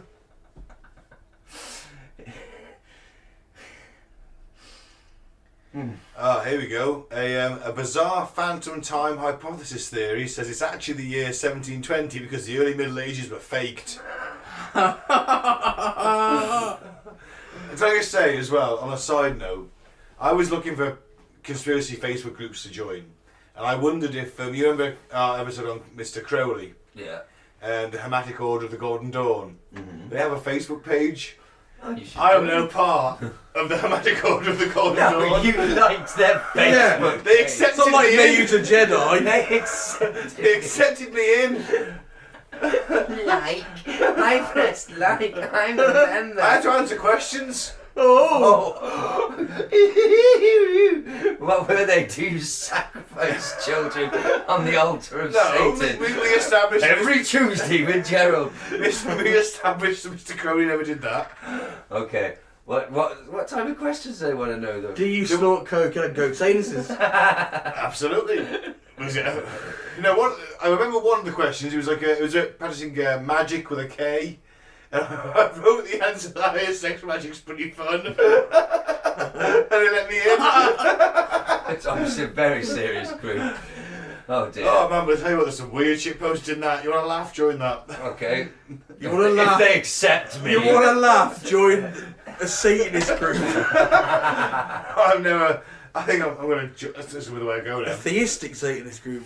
Yeah, Which is the worst kind. Nah, I'll be fine. Satan! Friend of the show, he's fine. So how did Satan fake the 1700s? Oh, he didn't. Oh, who was it? According to the Phantom Time hypothesis, Charlemagne, do you know who Charlemagne is? Yep. No idea. Famous Germanic emperor. We're pretty much All related to. all related to him. He conquered most of Europe. One of the original guys there, energy to burn. Okay. He never existed, along with 297 years that we just made up. In a world where every idea seems divisive, it can help to know there are at least a few things that the world as a whole agrees on. Time, the calendar, and the basic idea that history as we know it happened pretty much like historians say it did. No, it didn't. The Mandela effect. They're changing it. Fuck the Mandela effect. We were remembering shit wrong. And they just teach us their version. Well, yes, Okay, anyway. we get told the winner's version, don't we? I mean, so, you know, after all, we can at least agree on the years, 2017 for this article. 2018 was. According to German historian Herbert Illig, the year is actually 1720. The Gregorian calendar is a lie, and a chunk of the Middle Ages was completely made up. Nah, this man's not crazy, at least not officially, and he actually claims to have archaeological evidence to support his case. In 1991, Illig proposed his theory aptly called the Phantom Time Hypothesis. He claims there was a conspiracy entered back in 1000 AD to change the dating system by 3 world rulers. Illig claims that Pope Sylvester II, Holy Roman Emperor Otto III, Otto, I like to get blood. and Byzantine Emperor Constantine VII all got together and changed the calendar to make it seem as if Otto had begun his reign in the millennial year of 1000 AD rather than 1996 No, AD. 996. 996, sorry. The reason being that 1000 sounds a lot more meaningful than 996, considering AD stands for Anno Domini, or the Year of the Lord. Illig further claims the trio altered existing documents and created fraudulent historical events and people in order to back themselves up. He claims that Holy Roman Emperor Charlemagne was not in fact a real ruler, but simply a King Arthur type legend. He explains that although all of this tampering and forgery, an extra 297 years were added to history. Well, So there you have it. so that he says that period of time is fake. Yeah. I say that he is fake. He's not real. No. I mean, it's an interesting. Imagine if that did fucking happen. I think Yeah. that's plausible, in a way. I could see 3 fucking arrogant fuckheads doing that a long time ago. Yeah, but all around the world, monks and things were. Oh, they used to Oh, know, there's didn't they? loads The of year's no disparate so-and-so. sources, Do you know what I mean? Yeah, but they very just true. send a note saying the year's no so-and-so, update calendar. Don't ask questions on the Pope. Don't ask questions of the Pope. Yeah, but message- Yeah, but he had that power. How did they send messages that easily back then? Quick, I need 100 cigarettes and 6 packs of Don't question me on the Pope. Just touch it. Get me 17 hookers too. Yeah. Not the skanky kind, the classic 6 kind. litres of hose. I want 17 hookers, an 8 ball of coke, a goat, and 3 bags of M&Ms. Pronto. Don't question me on the Pope. Yeah. But hey, he can That'd do be a that. great sitcom, wouldn't it? Don't question me on the Pope. Pope always says. Don't question me, I'm the Pope. He's always sat on this fucking lizard-headed throne in the front room. Yeah. Fuck, in the front room. Watching his snake-shaped telly. Yeah, his bed's like in the carving of that sculpture behind his throne. His TV's in the mouth of a big snake's head. Yeah. Yeah. Oh, that'd be awesome, wouldn't it? It would be a cool way to hold your The TV. only record on the show is Iron Maiden, The Number of the Beast. Hey. Oh, I could get on with him, man. Yeah. Oh, I should do the next one. So, no, what do you think? Was history made up? That bit of history? Yeah, no. It might have been. But It might have been. Okay, no. Where's that video of the Star Wars addict. the flat earther? Star Wars addict. Yeah, this is what it's called. I mean, I like it, but I'm not an addict. Right, so the last bit of weird news you've got, I found a 30-second clip from this is a breaking news Breaking. about the flat earth. So Okay. let's play that clip. Hello, I'm a flat earther. In September, myself and a team of scientists will travel to the edge of flat earth and finally prove that in fact the earth is flat. I am putting out the call now to all volunteers who want to get involved in this exhibition. We are going in September. All help is much appreciated. And finally we will prove to the world that the earth is flat. Thank you. Fantastic. Brilliant. Brilliant. So there you go. He's going to prove it. No, it's not. No, he isn't. No. He's gonna going be to die so- in the Antarctica somewhere, isn't he? He's Yeah. going to be very disappointed. Yeah. Or he's never going to come back because he's been mauled by the ice demons and What? guard the warm. What if he goes in an exact line and ends up exactly where he started from? And they realise, wow, to have done that, it must have been round. Well, see, what the thing is, he's had all these donations from the flat earthers. Oh, fuck. And he's basically been on a fucking a global trip round on the piss. Yeah. A freezer genius? Exactly. Why the fuck did we think of that? We can still do it. Yeah. We still got to say that Churchill fingered you. Oh yeah. I was molested by the ghost of Winston Churchill. You can't prove I wasn't. I'm gonna I'd sell like some my reparations, story. please. It'll be like the Amityville horror. I will sell books based upon my story. Yeah. Yeah. Movies will be made. The fingering of Gaz 3. This time it's Hitler. We will molest him. We'll molest him on the beaches. We'll molest him on the landing ground. We'll molest him in the fields and in the streets. Surprised you got that quote, actually. He will surrender, whatever the cost may be. I will invade his anus, whatever the cost may be. Do you know how I know that speech? I just got it wrong and all in the wrong order. It's from fucking Iron Maiden, because at the start of the live album, they play the little clipped version of Wow. Churchill's speech before they come out on stage. Alright, it's nice of him. Any particular reason, or? We shall go on to the end.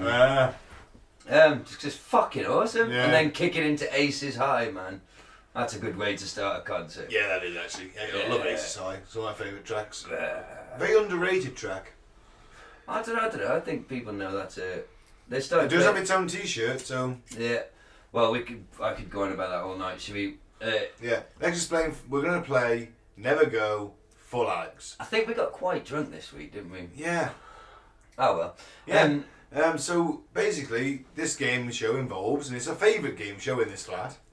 Yes, we love it. It involves Mike finding us some random weirdos he's found on the net, and then pitching them in a battle royale scenario against one of the saints of the show, Alex Jones. The three pagan saints being Tony Blair, Alex Jones, and David Icke. Also, like us on Facebook, Yeah. Cutting the Ball and the Post of the Apocalypse. Follow us on Twitter. See some funny memes. It's Apocalypse Ball. It'll be fun. Leave us a review if you want. That'd be nice. Nice ones though. Only a good one. Don't say anything. If you got anything nice to say nothing at all. That's That's what it. your mum always says, isn't she? So Yeah. Mama knows best.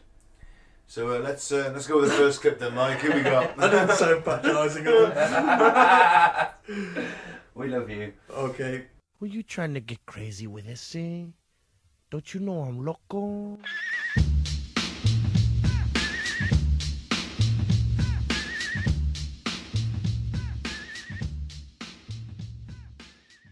First one, Pat Robinson. Hey, Friend of the show. Explains why God didn't heal a cancer patient.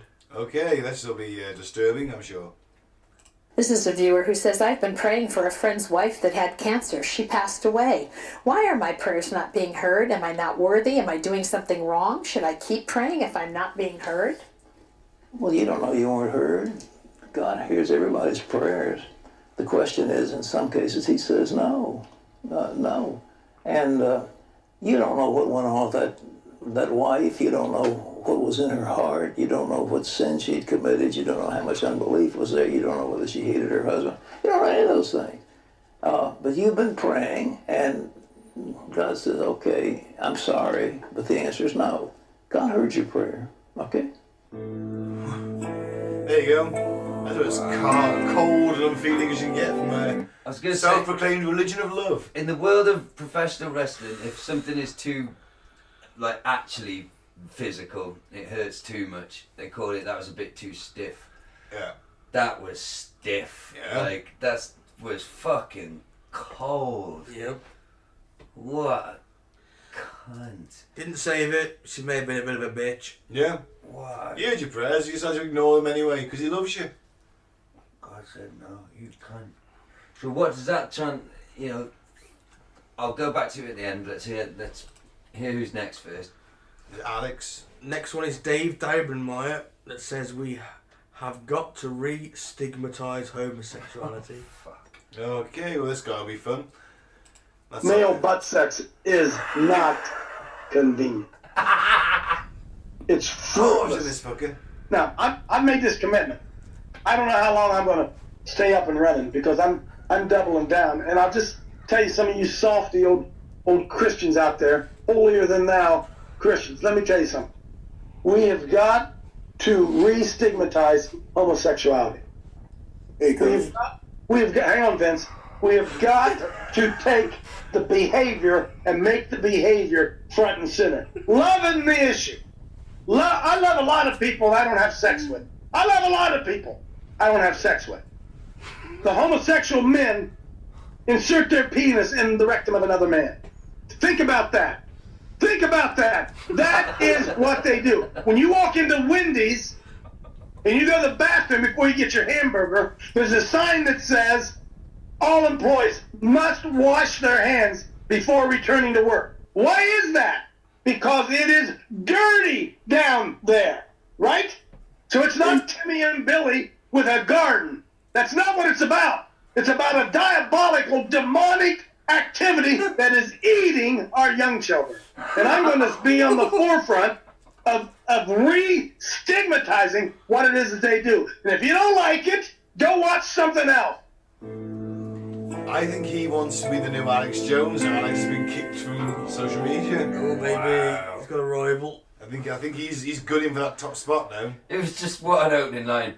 Male butt sex is inconvenient. Yeah, it's not convenient. I mean, as he was sat there talking about that was what came up on the screen. Dave Daubenmeyer, male butt sex is not convenient. Why is he sat behind a baseball ground? I want that written on his fucking tombstone. Here lies Dave Daubenmeyer. Male butt sex is not convenient. But why was he sat in front of a baseball? Why do you have a baseball ground and throw a shot behind him? It's his gimmick. He's not American. Oh right. But sometimes, like, straight sex isn't convenient. Like, I don't know. I can think of loads of situations where you wouldn't want to have sex. If I was having afternoon tea with my mother and my missus tried to suck me off, I'm like, this is not convenient or appropriate. But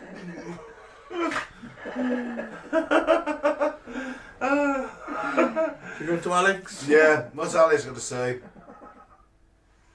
What's his, we got a... He's saying that the Pope is training us to be abject slaves. Oh, okay. He's got to think about the Pope, hasn't he? He was a demon piranha a few weeks ago. Yeah. Okay, let's see what Alex is going to say to the Pope. He's got a giant fortress full of Swiss paramilitary guards, hired mercenaries. Yes, he has. The Vatican is rumored to have hundreds of trillions of dollars of assets. They admittedly own more property than anybody in the world. Probably. Are you see the Vatican selling any of that property to, quote, give it to the poor? No. It's all meant to sell austerity to us, to train us to be abject slaves. Yeah, and I apologize when I say 35, 50-foot walls. At some point, the Vatican walls are over 100 feet tall, as TV viewers can see right there. At that point, it's well over 100 feet tall. Tax exempt. And I got to sit here and hear this slime bag. That's what he is. Of a captured Catholic Church, taken over by the pedophiles, blackmailed by the left, and now that they've taken it over worldwide, you're hearing total and complete worship by the media, a basking in his glow, an angel, Christ-like. Oh, he's so wonderful. He's calling for one world religion. Oh my gosh. If he gets his way, 1 billion people will starve to death in the next 10 years. What the fuck? I took it from secular. I tell you what though, it took me back to my trip to Rome, seeing that footage. Those are pictures of the Vatican walls. They are. Yeah. It's a fortress. Yeah. Vatican City, the inner sanctum of the Vatican. I conclude that guy, Carl Kalinske, just said, "What the fuck." I mean, some of what he's saying, you know, Carl Kalinske. What a great name. Some of what Alex was saying, you could say there's some truth, this sprig of truth to them, but then he gets to the end and says, how many people will starve in the next 1 billion? 1 billion. When did he say that? Probably quite a while ago, I'd guess. He looked... A few months. 10 years, 1 billion people will starve. Well, you never know. Brexit. I'll kill off a Pope's couple fault. of million. Fuck you, Pope. Everything's a Pope's fault, isn't it?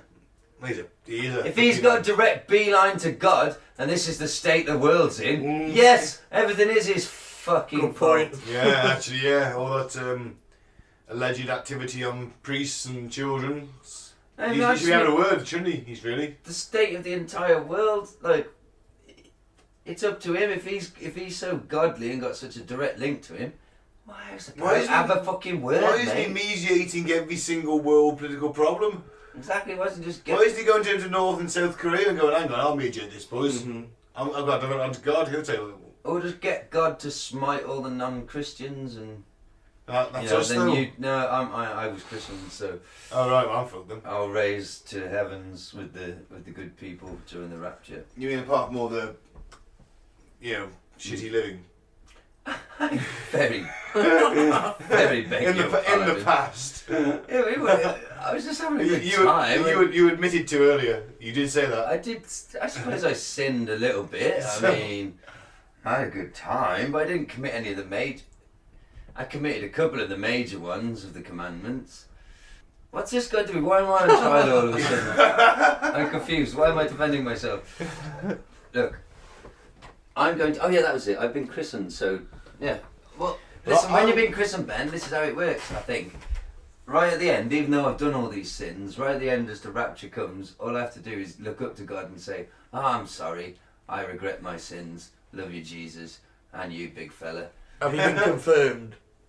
What does that mean? Happens when you're at 13. Yeah. I can confirm I'm here. You've been confirmed into the house of God. You got a second baptism, effectively. Yeah, if you don't do that one... about that shit. The baby only takes you to 13, then it's your choice. See you in hell, motherfucker! Yeah. Well, I'll drink to that. It's air conditioned now. Every single scientist who ever fucking lived is down there. And all my favourite porn stars. And musicians. Yeah, so it'll be fun down there. Yeah. Well, so should we try and decide... Well, I'm going to go with... So, recap. Pat Robinson explains why God didn't heal a cancer patient. Dave Dobermeyer says male butt sex is inconvenient. Alex Jones says that the Pope is training us to be abject slaves. I'm going for Dave. You're going for Dave? I'm going for Dave. First one. Dave Dobermeyer, second Your one. reasons? Oh, second one. Because he wants to be the new Alex. He went full Alex, I think. As a contender legitimately going full Alex deserves my attention. You got a point there. Yeah, I think I'm going to agree with you, but I just want to say, with number one, how he said God just says no. How does he explain then? So you're praying for yourself, right? But what you're praying for doesn't come true. So you're a bad person then. Yeah, you shouldn't pray for yourself. You, who's been like a really... Why not? You should pray for the people. That's a Christian way. Yeah, but surely, like, hey God, No, hey God, I've got cancer, please help me out. He's not going to fucking and it go doesn't there. help you out. No, but if you're a God-fearing Christian who pays their tithes to church... I think the idea of it is to pray for other people. Yeah, but... I mean, pray for people who are less Alright, you ask your family to pray for you? Well, there you go then. Well, you can't get a direct line to God saying help me. It still doesn't work. But every person I'm not a bad person. I pay my tithe to church. You better hope that enough people love you to pray for you, I guess. Well, your family would. Well, oh, man. I'm only joking. I'll pray for you. No, it works. It's useless. I'll send you my thoughts and prayers. That's even more useless. I know. Just give me some money so I can go to my bucket list. So according to him then, let's say I know 10 sick people, I pray for them all, they all die. All those people are bad. What am I supposed to think, you know? Like, well, everyone's a cunt then, aren't they? Apart from me. Yeah, that's basically Pat Robinson. Everyone's a cunt apart from me. That's give me your philosophy. money. Yeah, give me your money. He's like 106 and still alive. Yeah, he's like, hey, I'm the only godly person out here. Give me your money, you might get a little bit more godly. That's it. But I agree with you that number 2 went the more full Alex this week because he lost his shit over something.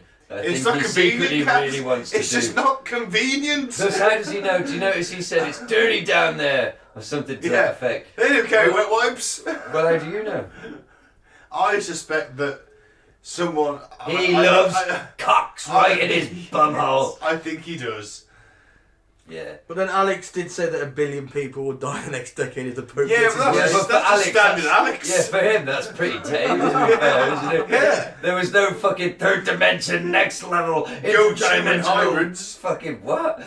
But no, that was fairly... He was pretty subdued. There was no vat-growing human-goat hybrids in a fucking underground facility populated by Satanist paedophiles. No, you got a point there. So good point, well made. Dave Daubermeyer wins this week, and I expect we'll see more of him because I've seen a few clips of him, and he's batshit insane. Yeah, I agree. And I still don't understand the baseball field behind him. It's like we said, it's macho, all American. Oh yeah. Yeah, I don't get it. Well, I think that concludes this week, doesn't it? So next week we'll talk about the more sceptical approach, the Amityville horror. We're going to rip that story to shit. Yeah, pretty much, yeah. Yeah, we are. So that's been Cutting to the Ball in the Post-Apocalypse. I've been Ben, and I'm going to say don't drink the Flavourade, and don't join a cult. And I've been Gaz, and I'll say good night, and free Biff Tannen. I've been Mike, thanks for listening, peace out, may the force be with you. Yes, you're not very good, Mike. Stop bashing my Jedi training. I'll get there eventually. May the force be with you.